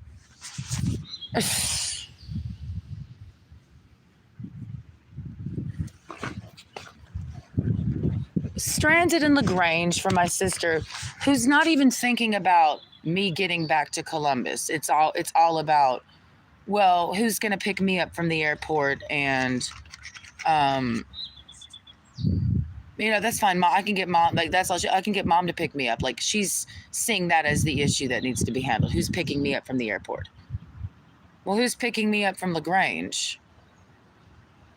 In her mind, she's like, oh, okay. When I literally said to her, I guess I'm stranded in LaGrange, she's like, oh, okay. But anyways, who's going to pick me up from the airport in Atlanta?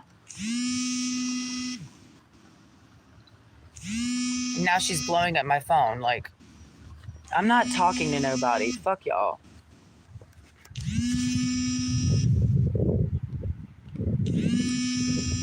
I don't want to deal with any of this anymore. Okay, I'm stranded in LaGrange. All right, whatever.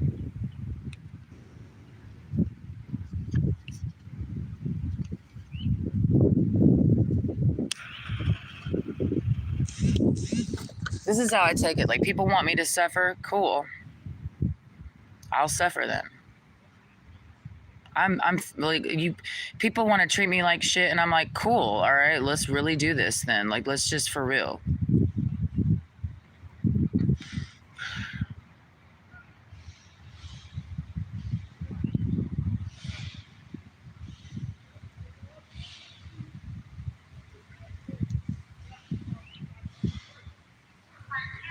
I don't need you to put my business on the screen. I don't need names listed on the screen. I don't give a fuck who picks me up. I don't want anyone to pick me up. Just let me sit here and suffer. Let me bathe in it, enjoy it, so I can get going with my life. Let me just bask in this shit. Because now I'm just mad. I'm just mad at my sister. And it's like, oh, you're just playing victim. She wasn't thinking about you. Yeah, I know. She's never thinking about me.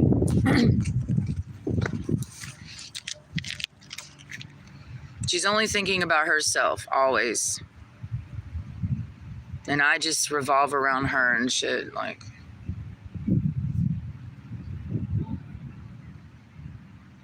it's always about her. Her life, her career, her plan, her trip. I'm just there at the house making sure she's happy. And I'm really mad. And then a nigga comes to my house named Michael, and it's like he's just an extension of my sister fucking me. I hate that nigga.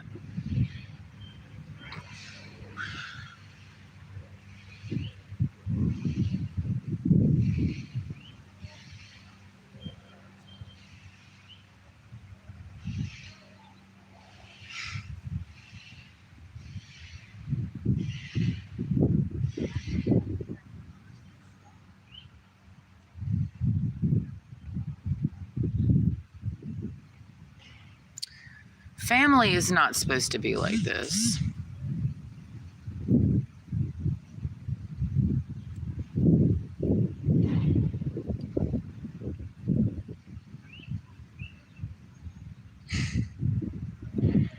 I'm in a lot of pain right now. It's not pain that will lead me to commit suicide. It's pain that will lead me to commit a certain type of suicide. Not literally jumping off a bridge. No. I will kill my own survival. What do I mean by that? I will remove myself from a house that's causing me harm and be homeless. Now my sister's saying, I can't help you if you don't respond. Fuck you. I want to suffer. Leave me alone. You know, I was homeless in this town before when my dad kicked me out.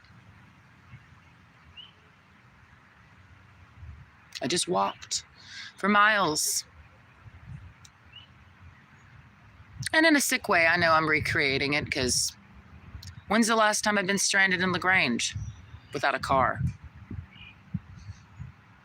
Oh, I'll find a way out of this bitch. But I don't want to find a way out of LaGrange. Why don't I just lay here and die? Because I don't care anymore. I want to just feel this and not run away from the feeling. So if I eat it this long enough, it will motivate me to do something that needs to be done. And all I can see is me packing a bag when I get back to the house and walking away from everything and everybody. And you know who stopped me from doing that? You know who wanted me to not walk away? Michael. Michael was at my house at 5 o'clock in the morning the other day. I was ready to walk away then and there, like everything. Let me motherfucking go away. No, don't go. Stay another, for what?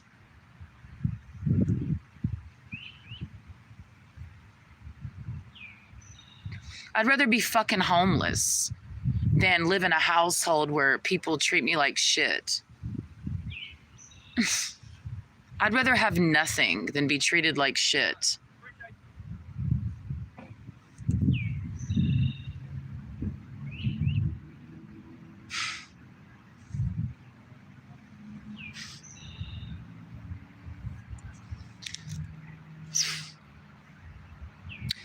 Oh, someone's coming to pick me up. It's not, that doesn't change. Like, it's already set in motion. Like, it's not, me getting picked up is not going to change anything for me because I'm going to go back to the house and know that I'm not shit to people. Like, I'm just their fucking doormat, you know? What do I get out of it? I don't even eat food. Like, I don't even have an appetite. I don't do drugs. I just fucking smoke cigarettes mostly and try to stay away from alcohol. I don't go to the liquor store because, you know, don't call my fucking phone.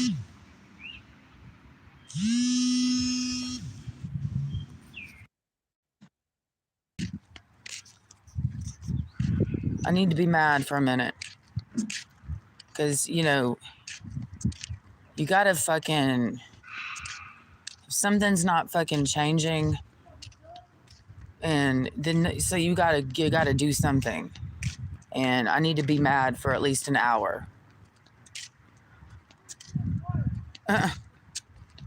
I need to be offended. Like, let me be offended. Already, Emily's not wanting me to be offended because it's the whole, well, are you mad at me for asking mom to come pick me up? Like, this is why I hate this bitch. Like, I genuinely hate this bitch. It's like I'm never allowed to just be mad. Like, it's always this thing of like, oh, I didn't mean, like, I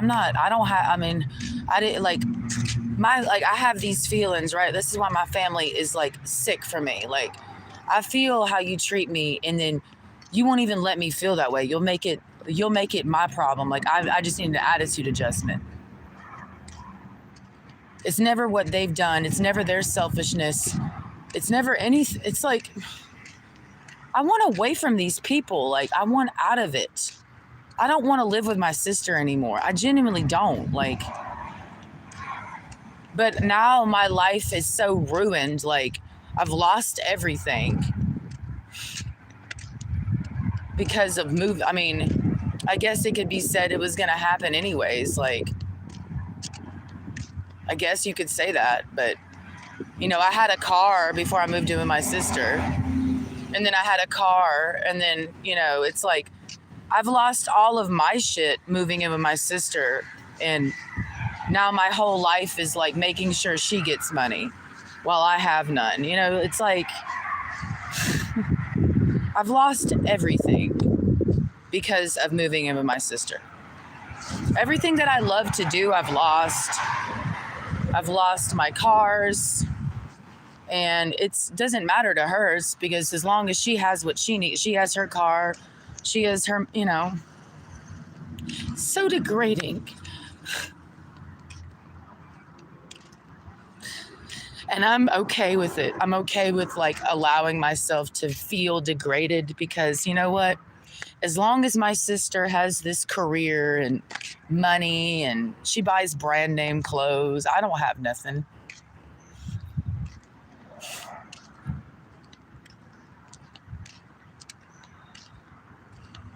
She doesn't appreciate me at all. She doesn't see the sacrifice. She doesn't. She only sees herself. It's all about her little fucking, I mean, she's been deployed, but God damn it, let me not act like she was suffering over there. I mean, she was taking her trips to Jordan and, you know, just traveling the world. I mean, she got to travel, and, you know, it wasn't like she was just stuck on a horrible base, which she was, but I mean, she got to travel to Petra and Jordan and go out to eat and eat these elaborate, you know, who knows how many thousands of dollars she spent over there. Meanwhile, I'm eating chicken bones and fucking...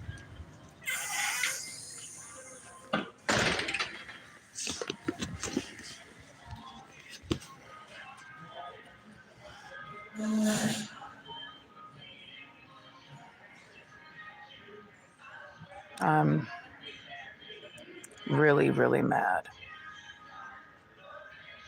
God forbid I have a meal, you know.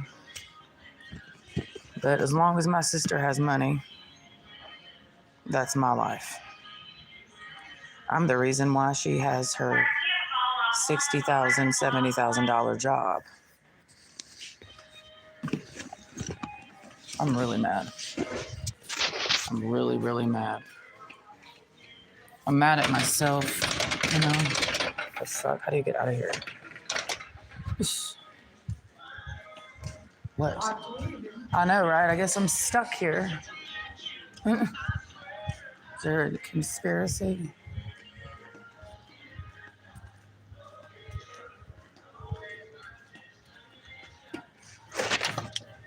Starting to get a little nutty in here. Now I'm locked out.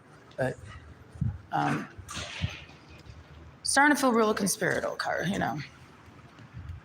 There was a time when I took pride in, you know, when I moved in with my sister, I was proud that I was giving up my life for her.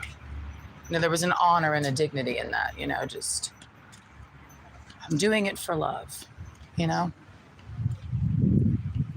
And at least I know that I did that for you. But over time, it just became like, wow, like I get treated lower than dirt by you. And then it's like if I express that I feel that way from, you know, if I express that to her, it's like, oh no, that's your imagination. I'm not treating you lower than dirt. It's a lot of lip service. It's a lot of lip service. Like, you know, that's what my family's good at. They treat you like shit, but then they'll say they love you. I love you. I love you. I love you. You know. But why do I feel like you don't? And then they'll be like, oh, it's just your imagination. You know, it's just your paranoid. It's not me, it's you, you know. You just imagine things that aren't there. And meanwhile, as this is happening, you know, there was a time I literally was basically, I would make a joke about it. I'm like, if you were to walk into our house, it would look like one half of it's living in poverty and the other half is very wealthy. You know, and that's my sister. Walk into her closet, walk into her side of the house, wealth, and then my side is just poverty.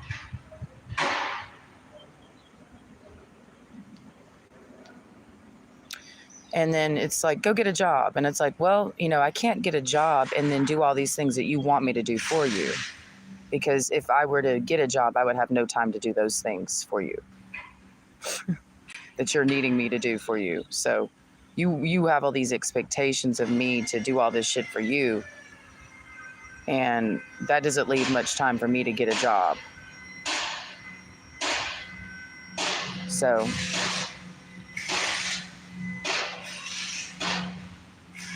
you know, when I was working at Scruffy's, I didn't even have the energy to cook for myself anymore. So that it is nice when you have somebody who can, you know, cook. But if I'm working a job that's taking a lot of my energy, I barely have energy to cook a meal for myself. You know, that was the reason why stay-at-home wives were a thing, because, you know, it's the idea that somebody's got to be at the house taking care of all this shit, because if we're both working a job, it leaves little room for a balance of the ecosystem. So,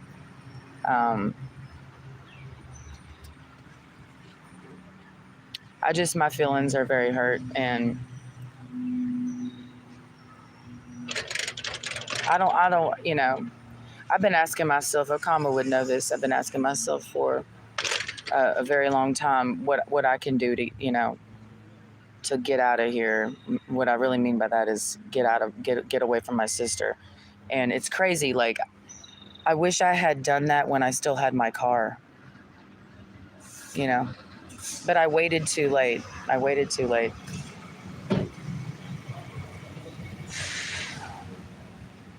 I should have driven off when I had the chance. Everything would be different. I would never have been in Columbus, Georgia. I would have never met all of these horrible men. I would have never met Michael if I had driven away when I felt to drive away. And you know who stopped me from doing that? Okama. Okama believed in my sister more than I did.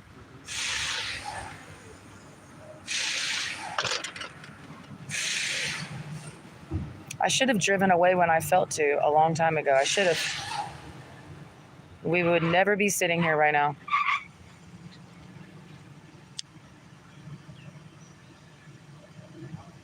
But, oh well. You do things for people because you care about them, and that's how you get fucked over. Again and again and again. And the only thing that I have, is just knowing that I cared. I mean, that's the dignity. There's the dignity. I may not have all the money. I may not have the car, but at least I cared about somebody more than myself. So that's all I can say I mean, I appreciated, no, but at some point you're just like, well, even though you don't appreciate me at all, at least I know that I did that for you, and then that's all I have. It's not monetized. You don't get to monetize that and get famous off of that, but it's worth something, I guess, somewhere. Where, I don't know, but there's that old adage of, what does it profit a man to gain the whole world and lose his entire soul? I don't know. It seems to profit them a lot, but what does it profit me to give a shit about somebody who doesn't care about me? So I don't know. Nothing. I get nothing. Because I just want someone to care about me. It's not about things. It's not about money and fame, and it's not about that.